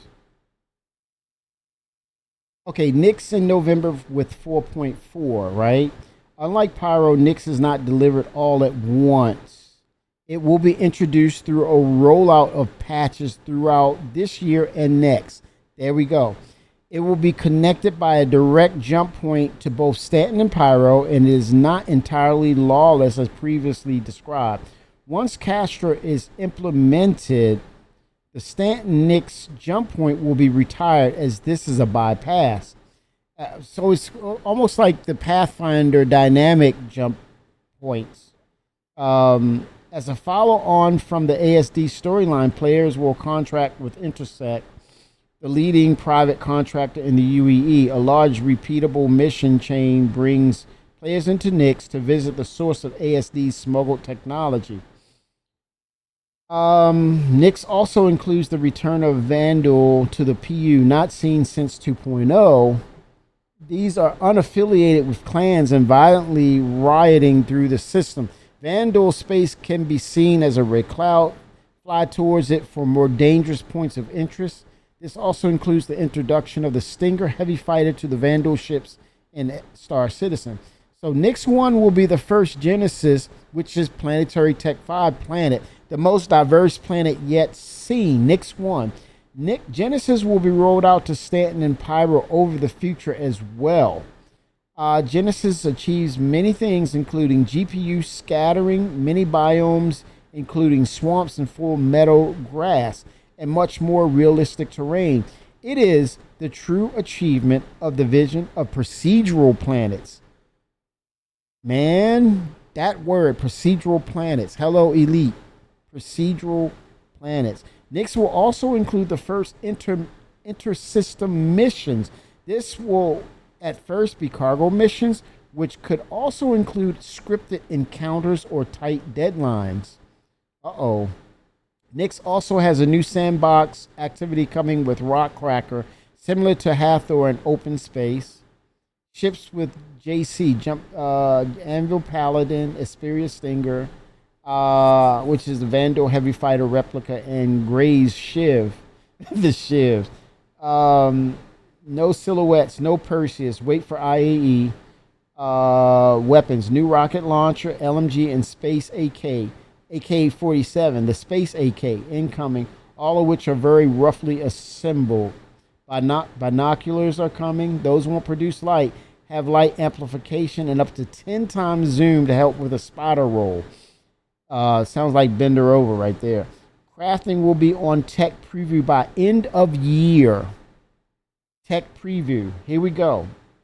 The first iteration will be focused on FPS weapons and armor. These will be better than any version you can buy in a shop with tunable stats for your needs. The tech preview will help familiarize us with the new material quality system crafting user interface as well as the system. This will also include major changes to inventory, including visual updates. However, it will not include the new refining system, which is due for a later release. Item fabricators can be purchased in store and placed in your hangar or aboard your ship. Size appears to be a fairly it's fairly a large box, so it should fit a variety of multi-crewed ships. Blueprints will be primarily obtained from missions, but all players will have a small number of blueprints to test with. Upgrade and research will come at a subsequent release. Then there's instancing, which is 2026. Siege of Orson is coming back, Ty. Ty loved himself some Siege of Orson. It was fun. It's coming back. So can you imagine? It will support 15 to 20 people. A modern WoW raid in size. Instancing tech will also come to Stanton and Pyro in the future. The Municipal Works Instance Dungeon announced that CC24 has been moved from Area 18 to Levski. So I was calling that out at the event, and I was thrown off. I'm like, where is Area 18? So it makes sense. Why not do that? Because it hinders, because they have to bring all the legacy systems up to standard. So it makes sense to move it over to Levski, right? So that's pretty cool, man. This is a 3-chapter mission where you and your team must restore life support deep in Levski by removing outlaws and repairing. Your progress is saved as you go deeper. Richard Tyler 1.0. Last year's presentation hasn't changed. It's still the plan. They are still working busily towards it, and each patch has moved us towards it. This is because they are adding permanent story-driven content like Onyx, as opposed to transient time-limited events like Xenothreat. Also, voice missions, content, and facial animation. The story is integral to Star Citizen to have a journey. They prefer a regular cadence of drops to the old system of large potential delays between patches. This includes doing things like removing the Apex Valacor from Hathor, which didn't meet the quality bar they wanted. Oh, wow. Features are being worked on heavily in the background. Apex Valacor, FPS radar and scanning, crafting, engineering, etc. Richard Tyler hoped they would have released more features, but stands by the decisions of making live as stable as possible. I respect the hell out of that, and as you should too, chat. They want to introduce physical mission givers, starting with Battaglia and Nyx. Eventually, all mission givers, they will return. Their long-term goal is full cinematics in Star Citizen, previously mentioned as leveraging Squadron 42 tech. Man, a focus on dynamic content will come after instancing is running. This is similar to Quanta, now Star Sim, produced from the actions of players. Yeah, this, man, they are, boy.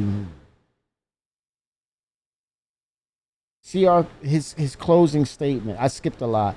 Not everything for 2026 has been shown, with many features including final polish from Squadron 42 coming. Next year would be the most exciting yet for Star Citizen. Oh boy. Oh boy. Okay, let's get it on. Let's get it on. Forgot about R-Corp 2.0. Yes, I think with Genesis, the first iteration, which is Nyx, they've said that's for 2026. That so define the color of the soil. we're going to be going back there. The ground are used to create the orbital look. We then assess the presence of vegetation and competition between different species on each part of the planet and use that to blend in tones of green, including variations due to species health and the current season. This creates a far more complete image. Yeah. And allows you to identify features, geologies, and potential points of interest all the way from I space. see, Tal. Let's go down to the surface and start with something closer to what you're used to, but in a whole new light. This is just, I mean, you can just fly around and just look at things, When we man. approached the surface of the planet, we wanted to start by focusing on just clouds. soil and rock. One of the things that was missing from our terrain previously was simply feature complexity. Looking at our contemporaries, we lacked detail at the ground scale. To combat this, we've added a new layer of data. That layer is called the medium tiles. These are intelligently placed on top of the existing 4-kilometer terrain tiles based on slope, soil type, and other erosion data. And these medium tiles don't just create height changes, they also bring in local erosion data both for soil and bedrock size values. And this gives us a whole new level of terrain detail, beautiful. of scale, and allows us to create far more unique locations across the planet. Dude, this is So now that we've nailed the surface, let's have a look at adding some rocks. We've now got two major contributors to the rock content of our planets. Firstly, long desired feature, cliffs. We are adding large scale, very detailed to all our cliffs based on the geology at a given location. This adds an exciting new dimension to steep slopes that we simply couldn't get before. The second is a big one for you ground vehicle enthusiasts. Rocks are now found not scattered everywhere, like spilled popcorn at the cinema, but only in places you'd expect to find them, thanks to a brand new rock scattering algorithm that isn't annoying as hell. Using physical data generated for each large and medium tile, now rock distribution makes sense and has a physical basis. So if you're still crashing into them after this comes out, that's on you. People were laughing when he said that. The rock assets themselves have had a glow up too. We now create rock sets related to a particular geology that look like they originated from the same source. And this ties into how we'll be distributing minables in much more interesting ways too. Oh, look at the DS, the rock. Hello, Twix. This is for you. So now that our base terrain and rock scattering looks good, let's add some vegetations and explore some additional biomes. Man. Next one's forests and grasslands are full of trees, various grass species, rock formations. Looks like and Austin. they're found in all sorts of elevations, like mountain That was valleys, Austin. open plains, and dense meadows. Oh my gosh. And when we start to add a bit of fresh water, they begin transitioning. Man, that right there. That is just. Oh, wait a minute. Where the hell am I? That, y'all, is just the beginning. That right there is just the beginning. Into more wetland type biomes. And while forests are super cool, let's focus on the grasslands and wetlands today. So, how are we making these look so great? Obviously, we've had grass before, but never meadows of it. Because until now, we haven't been able to spawn grass in large enough quantities or effectively representative distance. So we're stepping up our game in terms of spawning, shaping, and shading grass.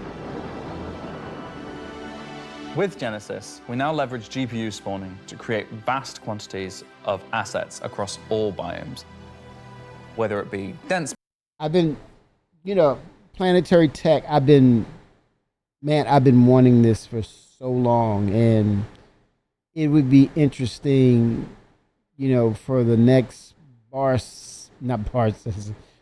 Citizen, Inside Star Citizen, to have some details into what Genesis is, what does it affect, what has it updated. Obviously, we see it, but will we get the rolling clouds? Will we get rain? Does it touch rain? What is all involved in the Genesis system itself in regards to what it interacts with based on its library set? Because now we're saying procedurally, you select or you give a criteria of what that location is or planet is, and then let the Genesis system do its thing. I would love to see and hear more in depth with Inside Star Citizen. This is going to be a great segue for Jared's going to have a lot to do in regards to. Let's talk about the CitizenCon Direct. Let's bring up these features. That's well, hell, man, it's next month, right? So yeah, it would be great to hear from him in the next couple of weeks. We literally got what, 3 weeks left, because it's like we're third through, or 3 weeks left for October. So it would be great to hear some things and what the status is prior to that release for 4.4.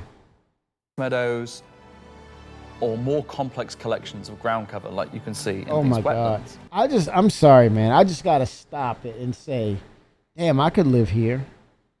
As long as the Normandy isn't part of this, but yeah, I could live here. Nope. We I are see the also freaking able Normandy. to fit our Nope. grass tiles to the ground by conforming them to the unique terrain underneath. Now we can finally cover complex terrain shapes with grass and ground cover assets, and as a result, they are now gravity aligned, meaning I feel my freaking allergies acting up. I'm looking at this freaking stuff growing. Freaking allergies freaking acting up. each blade is oriented as you'd expect and not sticking out like before. Good gosh. People just going about their business, Let's take man. a look at how we light our grass. Now, Now, I mean, as in real life, the seriously. shading of a grass blade, or indeed a whole field of grass, is damn lit right. very differently to like a flat surface. We now use a solution that shades meadows of grass Nose far itching. more like fur or hair. And this, if you think about it, makes sense. Seasons. At a distance, a field of grass is far more like Seasons. a carpet or cloth than a flat. I'm so glad you brought that up, Skyhawk. Seasons. I think that's going to be the next natural progression for it with Genesis. The seasonal changes. Right now, this is tier 0. But yeah, tier 1 and beyond, seasonal changes. Surface. This improves how our grass looks from a near Yes, perspective, as well as yes. bringing us nicely into how we're solving the distant representation of grass. This is So just. let's talk about the distance problem. Good gosh. One of our biggest achievements with Genesis is allowing us to build beautiful biomes out of flora and geology. Wait a minute. You're making me think of this too. I would be curious. People who've had that, I'm sure they would not want to carry that conversation of, or hold on to the conversation, obviously, right? But it's just to say, Unreal Engine, you alright, but damn. I mean, Unreal 5.2, we were talking about, they don't need to go to Unreal Engine 5.2. They are good. They are good. I'm sure you all will agree 100%. If not, please state your case now. If you feel so, Unreal 5.2, please make your case known. Please, I'm not going to debate you. Would you think, no, let's keep it moving. Assets like a building set. Like, can I say Lego? No. Too late. But in the past, this broke down very quickly when objects simply disappeared when viewing the same biome from 10, 20, 100 kilometers away. Because we don't hide planetary transitions and allow you to view complex regions from very large distances, there are almost infinite perspectives from which you can see a location in Star Citizen. So, how can we afford to evaluate complex spawning logic at runtime for the entire swathes of the planet? Exactly. Enter the virtual terrain. Virtual terrain, or VT for short, is how we now cache and represent our terrain at varying scales. This has been the enabler for all of the lovely advances in terrain complexity and asset spawning we've shown so far. And it's also how we now evaluate and represent vegetation from a distance. When creating the VT for each part of the terrain, we assess if vegetation has covered the ground, and if so, what shading should be applied. For all of our biomes, we're now able to use the same shading model for the distant representation as the close-up asset, whether that's our lovely rolling hills, some more dramatic rockscapes, you Austin, those muggy wetlands, oh nice man, or style. even 07. our festering swamps. I hear frogs. So, oh my God, I hear frogs. Didn't forget about the swamps, and they're coming to Nyx 1 as well. Nyx Built 1. using the lessons learned and all the technologies we've developed, these swamps now spring into existence from the planetary data. So, are we saying we're getting Nyx 1 first, along with Nyx 1, the planet, and we're also getting Levski? I would think, is that the case? So that tells me, man, they're bringing in, they're giving us a dripping, you know, they're dripping it in, right? No pun intended, drip. But they're slow dripping in these features. I suspect they're getting closer to dynamic server meshing, because once we get to the point that, hey, they have the entirety of the system in, I think it's going to coincide potentially with, keep your eye out on, keep watching for Benoit Beausejour to make an announcement. That's all I'm saying. I think dynamic server meshing is around the corner, based on what they're trying to do, and you know, them stating that, hey, it's a progress of dropping in all of Nyx. But I suspect that dynamic server meshing is not far behind. Nyx system with Levski and Delamar. Yep.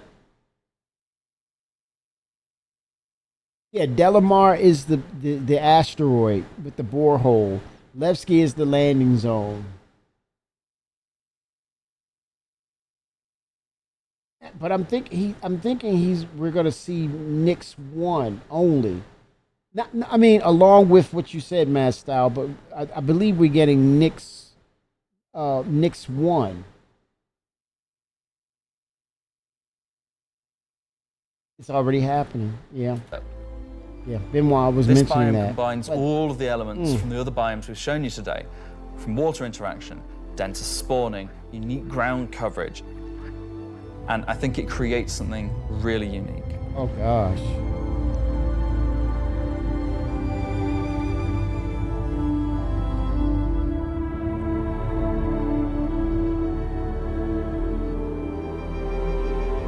Wow.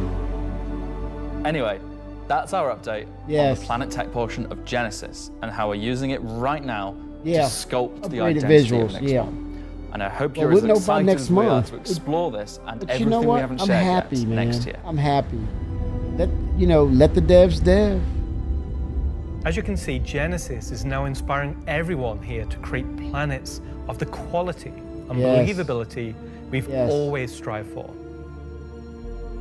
A meeting of technology and art that I truly believe will set our worlds apart from anything we've done before. And with that said, let's move on to a little travel between systems, literally. Yeah, you're going to see a lot of missed calls being used now. Our mission system has been specific to the star system you're in, meaning a Stanton mission has to take place in the Stanton system, and a Pyro mission has to take place there, We've never been able to link these together, but with the introduction of our third star system, it's time for this to change. And that begins with the introduction of interstellar cargo. What are you talking about today? System-to-system hauling missions. Hauling is back. Rerun said hauling was gone. People went crazy. They went crazy over this, man. These are exactly what they say on the tin. Missions where you're going to start in, say, Stanton and end in Nix, taking various volumes of cargo between the stations. So there'll be high volumes of cargo that kind of fulfill the purpose for the Hull C and the other series of Hull ships. And there'll be a few sort of more direct routes. So you might pick up some cargo from Rerun Station in Pyro and go through the jump point to Stanton and drop it off there at one of the LEOs. So if you've never sort of experienced the jump point or going through it, these missions will require you to. They're no way limited. You can do them in any sort of ship you want, any size of ship. I'll be doing them in my Drake cutter myself, between Stanton and Nix. Just a Drake cutter. I've got a few ships, but the Drake cutter is really cute. I send it, 07. One thing that we're looking to add with these interstellar missions is scripted combat encounters where you can be attacked by NPC ships. Maybe the mission giver has tipped off some pirates who are looking to get a hold of that cargo, as well as express missions, which means the deadline timers that you're used to in the regular hauling missions might get really tight and you've got to learn to be very fast. All of the love and care that's gone into hauling missions so far, I know you watched this, logistical network, and making sure they make sense within the themes of the systems, just as much love has gone into the interstellar missions. I'm not gonna ask. At the start of the show, we said we was going to build out the Nix system right in front of you after 4.4 launches next month. And while we want to keep as much of what we're doing behind closed doors, so you can discover it for yourself, in-game and on your own, we still are excited to share with you a brief look at one of our up-and-coming locations we're calling Rockcracker. This is insane right here. This right here, man, reasons Okay, to so mind. Rockcracker, Jared, is our internal name. Rockcracker is where you have to crack a rock. It's a big rock. You want more? So conventional. So way out into the Keegar Belt, you'll find these old QV breaker stations.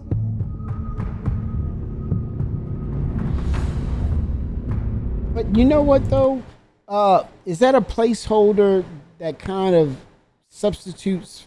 Is it a substitute for the Orion? I wonder what's going to happen when the Orion gets on the scene. Will it be able to do something like that, or is it a setup for what the Orion will eventually be able to do? Maybe it's like a visual, hint of what's to come with those types of mining ships, or the ultimate in the mining ship series, which is the Orion.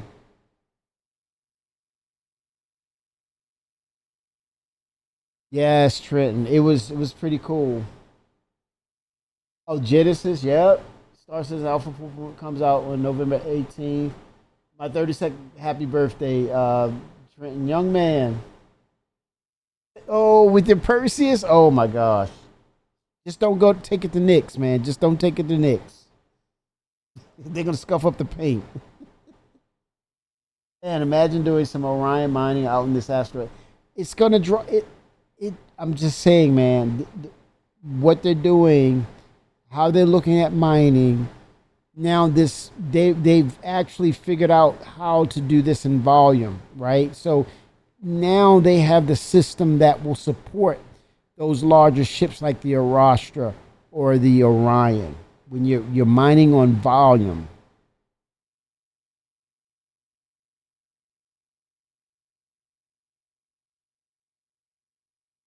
Wow, so, it's borderline jealousy, man. I cannot break it down to nothing other than it's borderline jealousy with what people are doing, because it's kind of like ungrateful ungrateful attitude about things, because one instance you're upset about the landscape of gaming and you're looking at gaming as a dead wasteland, and your opinion is there's nothing out there. But then you have people who are really hell-bent on trying to give us a very unique experience, and hell, they're making strides, right? But yet it's never enough. And it's like, it's almost like, it goes back to that armchair developer mentality of, yeah, this is what you're supposed to do, this is what I would have done. And I'm like, no, thank you. No, thank you.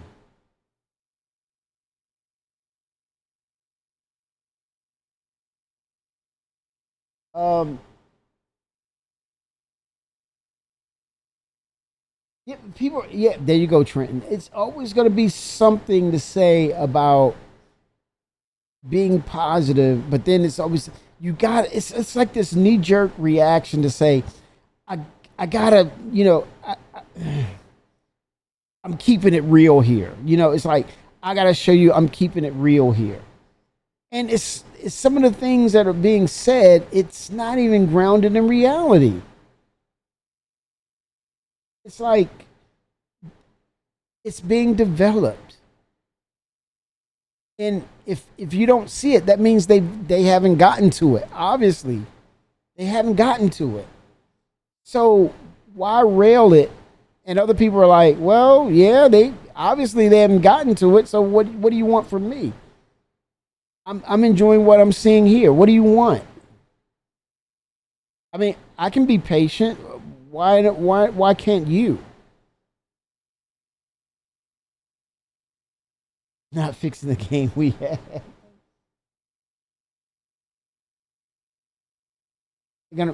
Oh my gosh. It's simple. Play something else. It's simple. Wait until they give you your features and then come back later.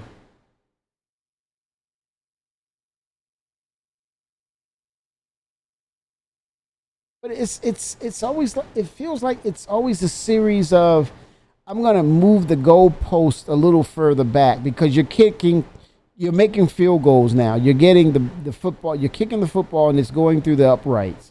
Let me pull it back a little more so you can fail or point out that whatever you're doing, it's a failure. Whatever you're not doing, that's being overshadowed of what you haven't produced, right? That's what it feels like. It's like, I'm going to point out what's not there so it debunks all your efforts of what you've done. No gratitude, no acknowledgement of, hey, you know what? I was waiting on that particular thing. I was looking forward to the Orion. Now that we have the mining and they've expanded on that, it would have been nice to have the Orion. But you know what? Damn, that Genesis, it hits, man. I'm good with that. But yeah, I'll just talk to them or see if next year, see if they can bring it next year. Stuff like that. That's what makes sense. It's a different thing where you're not appreciative of the efforts of what they're delivering upon, and you take one thing and it overwrites all their efforts. Get out of here with that. Get out of here with that. Oh, GTA, I know. I'm not mad at you, Trent. I mean, yeah, it's a powerhouse, and that sets the bar for a Star Citizen as well. It sets the bar, and I mean, they're gonna have their niche as well. They're carving out their space as well to be an alternative to GTA. But it's got a ways to go because there's so many things that they have laid out. 1.0 in itself is a task, right? But they're getting closer to that mark. They're hitting those milestones.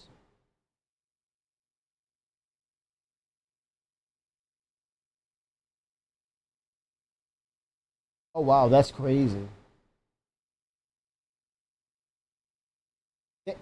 See what you just said, Trent. you love GTA, but that's a reality statement. What he says there's only one game that'll have me addicted to it, which comes out on May 26, 2026, and that's GTA 6. And that'll be my main game. So that'll tie me over.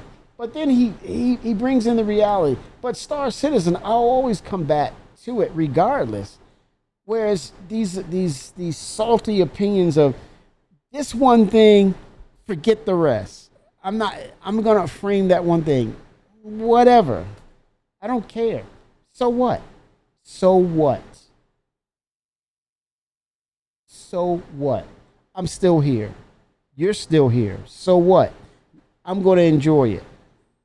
So you don't have it. So I'm liking what they're developing.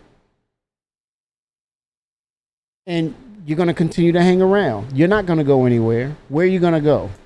You're not going to go anywhere. These were originally industrial facilities breaking apart. You can't go anywhere. That's the thing. But you since cannot. They've been mothballed and been left abandoned. We know that.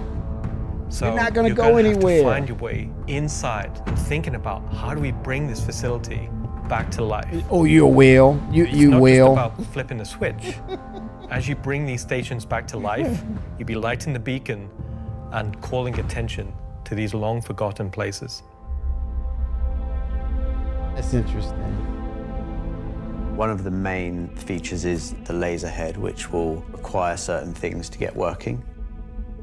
It's up to you and your friends to find how to get This in. will require a lot of There'll teamwork. be a variety of options. I'm going to jump. Tanky spacecraft. John The Crew. firepower is almost unrivaled in terms of just both the number and the size of them. So it's there for players who don't want agility. They don't want to be in and out quickly. They want to be there brawling with big guns and taking all the hits. One thing Isperia have done differently with the Stinger is they have done away with the majority of the bespoke weapons. They heard everyone's complaints Top about Hat isn't going and anywhere. Glaive There you go. and I have said that. stripped We're off here. the original Vandal weapons to allow customization for standard human weapons. With the exception of the single size 5 gun. Because it was too well integrated into the whole, even for Isperia to remove. All the additional weapons are generic mounts, so they Again, can swap. I respect people's opinions, and I'm not dismissing anything. But at the same time, I can boldly say I'm enjoying the experience. I'm enjoying how they are growing in their development process. And I'm fine with that. But I'm not going anywhere. They're not going to go anywhere either. They're not. They're going to hang around because it still has their attention. So they're not fooling me. With any of the There's a little hate in that, though. There's a little hating in that. To the end user, and this is something Isperia wanted for the civilian market. For that one bespoke weapon, the size 5 plasma cannon. They're talented people, man. They're talented. It is what it is. They're very talented. They have this stuff is complex. Sort of Gen 2 model. What they're doing is complex. Different aesthetic. I give them credit. Models, you'll see they're very much older Vandal style. But this is yeah, much newer Vandal styling. A little hate But is underneath framed it in is that. The same weapon that people have used for years.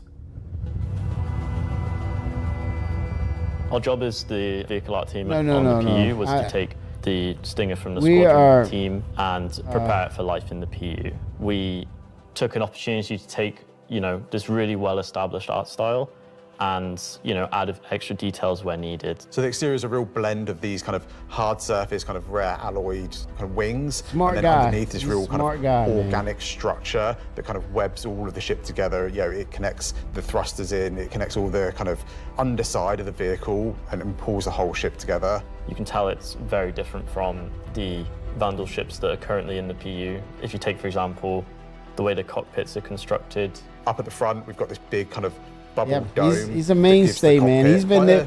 He's there for a reason, and been there for a long time for a reason. He's a unique he's pretty position sharp. within the ship and kind of gives great visibility out the front. Boarding the Stinger is a little unusual compared to. But they're getting better at what they do, though. They're getting better at what they do. At least you kind of straight up into the belly of the ship. There's, Oh my gosh. Lots of organic detail, rib cages, kind of strange alien forms. On entry of the cockpit, the seat kind of comes down towards you and you kind of climb over the back of it a bit like a motorbike. You're basically Oh, wow. riding into the cockpit. It feels very much like you're being That's like carried crazy. inside the cockpit. Into the traditional prone flying pose that Vandal pilots use. Whoa, who is this? I'm very happy with the Stinger. I think the team done a really good job of making something that feels different, it feels alien, but it suits our lineup of ships, it suits our universe. I think the guys did a really good job of respecting the, the direction and vision from the original Stinger and Vandal ships and Squadron. We've tried to take a lot of inspiration from movies shout out. and other science fiction material, but I think it sits well within the Star Citizen universe. So we have the Paladin for I the People's hope you Alliance. enjoyed it We have today. the Stinger for people that really like Vandal and want to try and pretend to be them. But what about the other mysterious faction we have running around? I hope you had a great stream. I'm hoping that you enjoyed CitizenCon Direct, Tweed. All the best. Thank you for the raid. Much appreciated. 07 to you. So Gray Chowdhury got his start as he was working at a cargo center out in Odin. He started being able to get his hands on some stuff that other people couldn't, items that necessarily you couldn't find on a store gonna make shelf, money. but you wanted They're anyway. gonna make money. They're a powerhouse. Gray is interested in, happy customers. Gray just sees themselves as a conduit to get these things in the hands of people Gray. who are would appreciate them. And Middleman. I think that his latest offering is really going to turn some heads. This threw me for a loop, man. This ship, it was like, huh? So the Shiv, well, we don't really know what it is, to be fair. It's what happens when someone who is a genius at aeronautics and ship assembly is given free rein to do whatever they want. I think this opens up a new dynamic for piracy and maybe the framework for things to come for gangs and, outlaws. And I think what we're seeing is, hey, we have an established manufacturer. Matter of fact, we even added another established ship manufacturer like Kruger. But this is interesting because they're saying, what if there was a person that says, you know what? I see all manufacturers, and you know what I can do? I have the ability, like he said, this is a genius, Gray. I have the ability to take the best of each manufacturer and make an amalgam of something that you may have not flown, or you fly it, you see remnants of it, but it's a total different ship. And I think that's an interesting dynamic by CIG to kind of like say what's old is what's new. And so I didn't understand right off the bat, because visually I'm pulled in. I'm like, Drake? It's like, no, and that was the first thing. I was like, Drake-ish? But no, it is basically the concept of taking all manufacturers and say, hey, all the cards are on the table.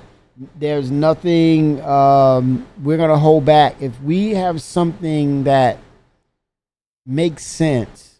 Damn, son. 07. You just hit with a wow effect. Thank you for the follow. 07.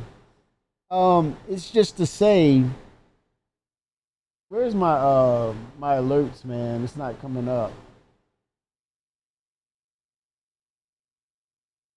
It's just to say, thank you, Tweed. It's just to say, no ship is safe from Gray. No ship manufacturer is nothing sacred. There's no sacred manufacturer. Even Origin.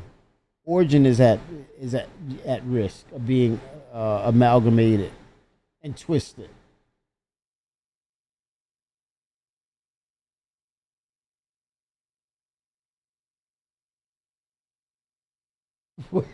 Thank you. Thank you, Tweets. Shout out to you, Tweets. Yep. What did we say at the same time, Trent? Oh, when they get crafting and shipbuilding fully implemented, I hope we can do this too. Build out a ship with different engines as well. Skyhawk, that's a damn great point, man. That's a damn great point. The best of whatever they can find lying around. Yep.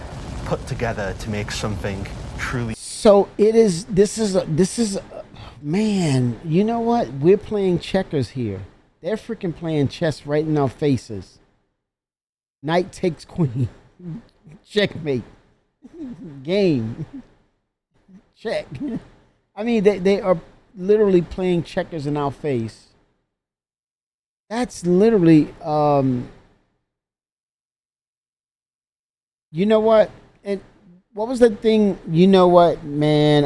Oh my God, Starfield. The shipbuilding aspect of ship crafting of ships, Starfield-ish. This is feeling a little Starfield-ish, if that's a word. But yes, I could definitely see this is a sneak peek without them announcing anything, because, you know, a lot of things were held back until, you know, for 2026. A lot of things. So this is a great segue into, man, just keep watching. Unique, wonderful, arguably beautiful, and just released out into the universe to see what happens. At first glance at the exterior of the Shiv, I think most people will probably recognize there is more than a fair proportion of the Cutlass visible there, but it's had quite a few changes to it. As you look a little bit closer, you'll start to pick out elements from other ships. You've got, you know, main thrusters that are from the Valkyrie. Yeah.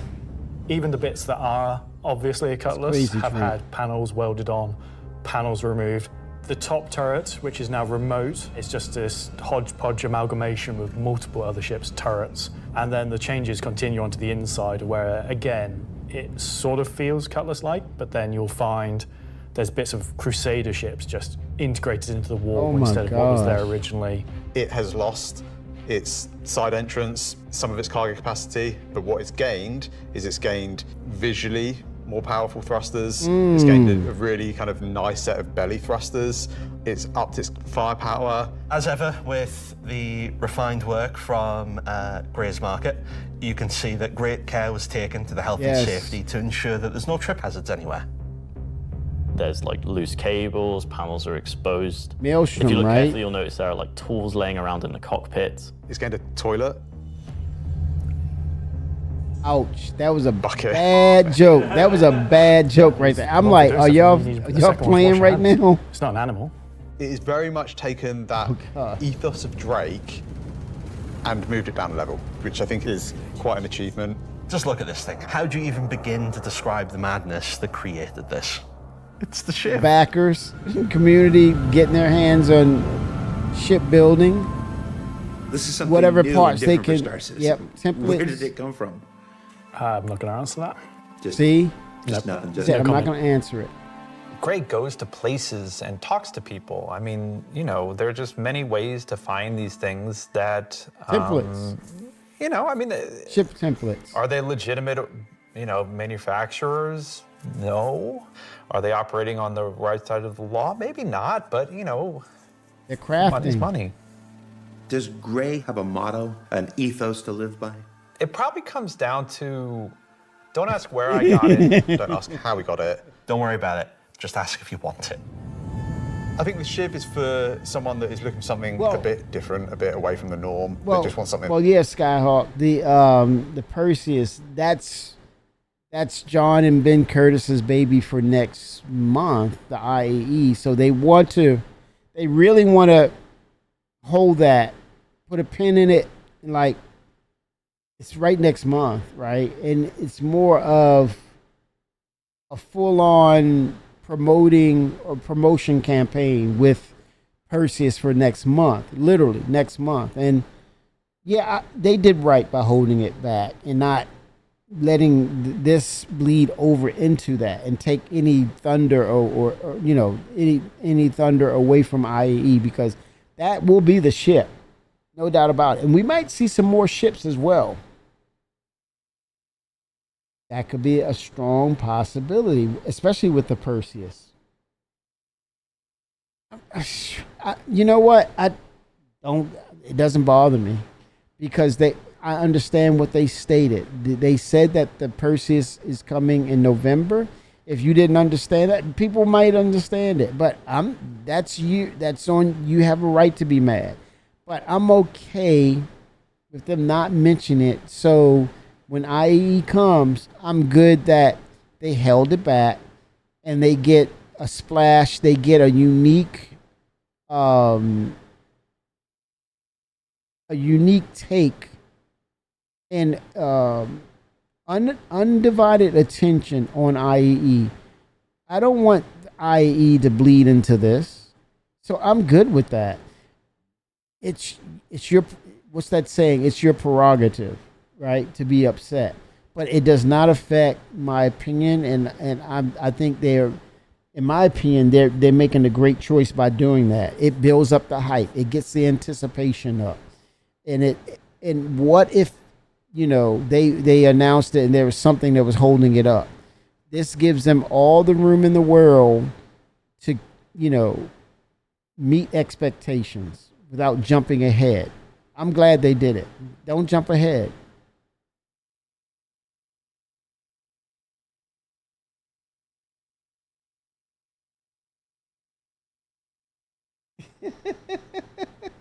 I know. That's why I laughed when as soon as I said, "But where's my galaxy?" I knew what you were doing right there. That's unique. Exactly. It's definitely for people who like a rustic aesthetic. It's a fun ship, but it's also really strong, to be honest, and it's absolutely a statement. Uh-oh.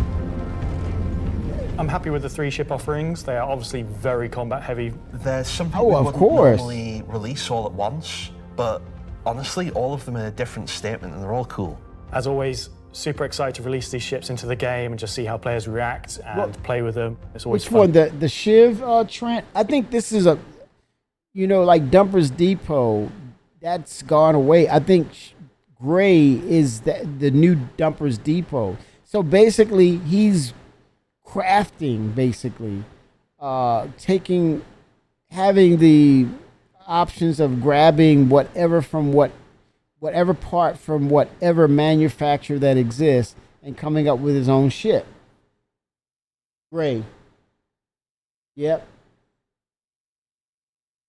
Oh, it's the Shiv, decent price, right? At the Paladin, expected price. The Stinger, for its size, it's a heavy fighter. It makes sense. It's not cheap, but I totally get it. Yeah. Yep. To see the quirks and the shenanigans that people get up to with them. So that's talking ship for another year. Uh-oh. Yeah, you can do the thing with Lexi. Talking about it. So I've just been informed that we have to do a bit of a timeshare agreement this year. So we have to throw it over to Alexi for Talking Weapons, which is an extremely original name. Dry humor, man. John Crew, dry humor. I'm talking about the new edition that came out in October. The non-weapons are essentially the weapons that does not have a manufacturer, the weapons that you can think of that were made by space pirates. Gray sells whatever he can sell. Sometimes he gets his hands on some weapons that come from unknown origin. Just like ships, weapons. The crafting of weapons, right? It's a prelude into that. No company in their right mind would ever make. These are the most kind of like scrappy and taped together and the most kind of like pyro-ish weapons. That Pyro-ish. Right now we're That is a releasing word. 3 new weapons. Rocket launcher, Damn. the LMG, and the long-awaited Space AK. Oh wow! I think that this thing is is the one mule that kicker. not only is the most in demand, but I've been politely badgered about the most. It's a fun rifle that basically fires energy and ballistic in sequence. So your first shot Energy will be your and ballistic, bullet. your second shot will be the energy. You'll see on the top of the art, there is a bolt that cycles the rounds, and that goes off with the ballistic shot, but it does not go off with the energy shot. And that is just like a really fun way of making a weapon work in kind of like a scrappy, glued together kind of That's aesthetic. crazy, man. The LMG, this thing is a really fun, slow-firing, hard-hitting beast. It will bring the 50 cal, and the only other weapons that have this right now in the verse are the Bearing Sniper Rifle and the Coda. Honestly, These if templates are you gonna even come. get hit by one, you just instant tier 1 injury, back to medical. But you know what though? Based on, you know, this is a prelude to crafting. I think the one thing that's holding back, I think if they had Maelstrom really in a state of where they needed to be, it might have been on the menu, or it might have been part of the presentation with crafting. I think they're close, and I think crafting and Maelstrom system is a one-to-one experience. One can't exist without the other. I think that's what I'm suspecting, that there's still, because we haven't heard of Maelstrom system, this is why we're getting these weapons of possibilities right here.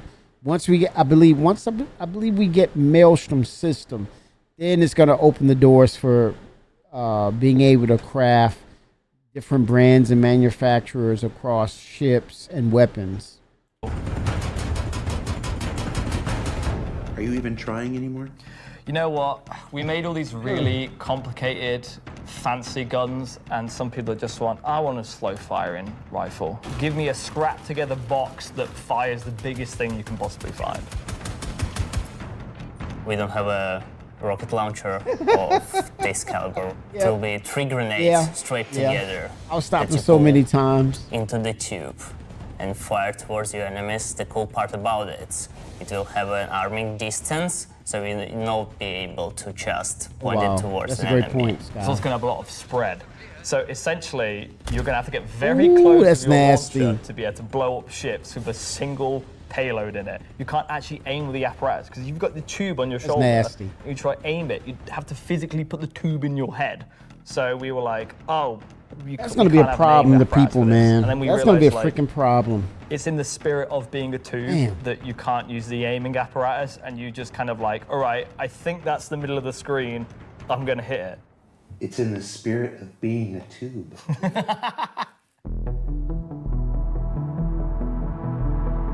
Are we gonna talk about binoculars? Binoculars are really cool. We don't have anything like this in the verse. Binoculars. And I think it will be really convenient to use something that's dedicated to look for the things, especially far away, instead of using your sniper scope, for example. Yeah. Will the binoculars have glint? Nope. I'm not aware of this one. Probably not, because binoculars are not something that you need to be aware of. It's really funny because obviously, due to glint gate, as I beautifully internally call it, basically there was a lot of community feedback basically saying like, oh, I really like spotting people. I really like playing a spotter. And essentially I was like, oh, this community wants to be able to spot people from distances. And what can we make gadget-wise that doesn't require new features? And it was I'm going to scroll ahead, but I'm starting to get sleepy now. You guys got to know, I was up since 5 a.m. All right, let me see what Benoit has to say real quick. There's a number of slots, and so some of those areas will be completely instanced on different servers. This allows us to leverage the compute power of the entire mesh. The closed ones will be really to drive one piece of content.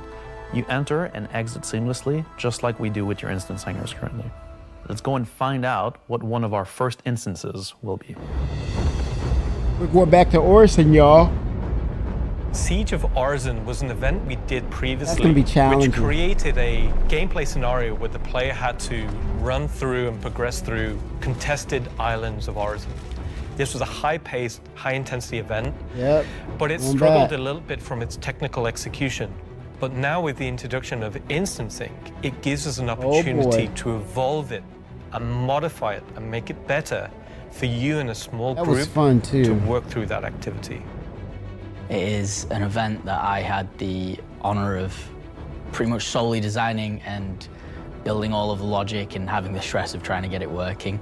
Agent Oh, Dooley from man. the CDF puts the call out for volunteers because basically the Nine Tails have taken over sort of a cluster of floating platforms in Orison. And you are there to kill these sort of lieutenants of this terrorist organization and take back control. So in our current thinking, Siege of Orison is designed for about a 15 to 20 people fire team. So you, your friends, or your org will go in, you'll all have sort of dedicated roles. Some of you might be the tank. The People's Alliance are still trying to get to the bottom of what this new faction is really doing in the Nix system. They've sent a capital Yeah, I'm ship getting to check out sleepy a now. station and run into more than they can. I'm running out of juice, man. I want to end it with. That It team started with came under Chris. attack. Let me end it with Chris. That's it for me. Thank you so much for tuning in. And as with every CitizenCon, the last word shouldn't be mine. It should belong to our founders and CEO. So take it away, There it Chris is, Roberts. Chris. Yes, I yes. hope you enjoyed this glimpse into some of what the team is cooking for the near future. Of course, we're not going to spoil everything that's currently in progress, and many features we haven't discussed today are in active development, like base building, social, and trade tools that are very much a priority. These, along with bringing the final polished features from Squadron 42 into the persistent universe, will make next year the most exciting yet for Star. That's it right there. It's next year. It's next year. He just said it. That was his thunder right there. Yes, that was his thunder. Next year. So before we let you go, that's it for me. Thank you so much for tuning in. And as with every CitizenCon, the last word shouldn't be mine. It should belong to our founders and CEO. So take it away, Chris Roberts. But when you, Scott, when you say next year, we're halfway through the first month of the third quarter. In other words, we finish up with October, then there's November, which is probably the last patch, and they get a break for December. That's it. We're in 2026. In the next 2.5 months, we're in 2026. It's no time at all. I hope you enjoyed this glimpse into some of what just the team to put it into perspective, though. Just to put it into perspective. It's October 12th. We're almost halfway there.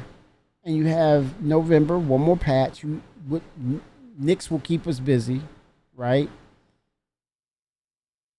December, just relax. It's the holidays.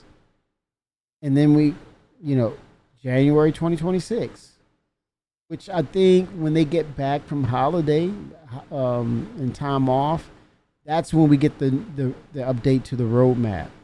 That's going to be insane, man. cooking for the near future. Of course, we're not going to spoil everything that's currently in progress, and many features we haven't discussed today are in active development, like base building, social, and trade tools that are very much a priority. These, along with bringing the final polished features from Squadron 42 into the persistent universe, will make next year the most exciting yet for Star Citizen. Yeah. Finally, I want to extend a heartfelt thank you to everyone at CIG for working so tirelessly and with so much passion to deliver something that is already special and will only Yes. get more so as we continue. And of course, to all of you for making all this possible with your support and feedback. We couldn't Yeah. do this without all of you, something that I and the team appreciate every day. We are very lucky to be allowed the time and the money to build the game of all of our dreams, something that is only more apparent as the video game business becomes more monolithic. We are one of the few large independents left standing, and there is no way we would be allowed to dream as big as we are on an original game and take the time to achieve that dream if we were part or funded by any of the few remaining mega game companies. So thank you. And I look forward to seeing you all in the verse this coming year.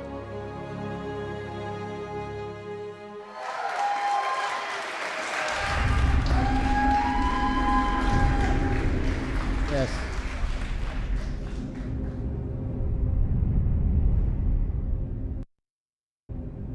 Awesome. Everyone, thank you so much. Get a little shut eye, but I would definitely want to come on tomorrow, and I would like to get you in Discord and hear your takes on this, give your opinions on this podcast or whatever, and definitely want to hear your opinions on things. So, yep, I'm gonna jump on tomorrow and.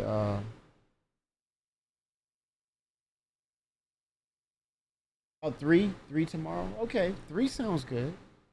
Yeah, 3 o'clock. That sounds good. Awesome. Awesome. Everyone, thank you so much. And one hell of a night. One hell of a night. We know it's moving forward. It's obvious. Those pillars, they're hitting those marks, man. 0 to the 7, sir. Chat, what Skyhawk said.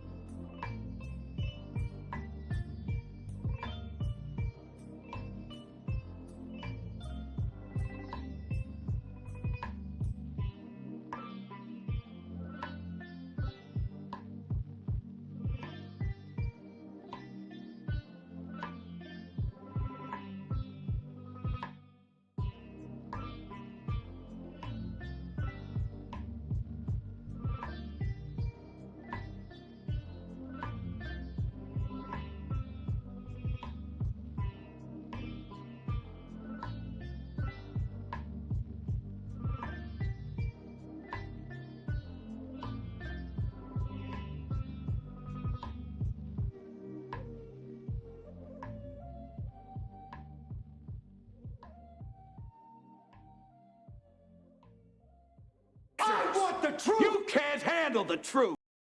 It's about that bottom line, baby.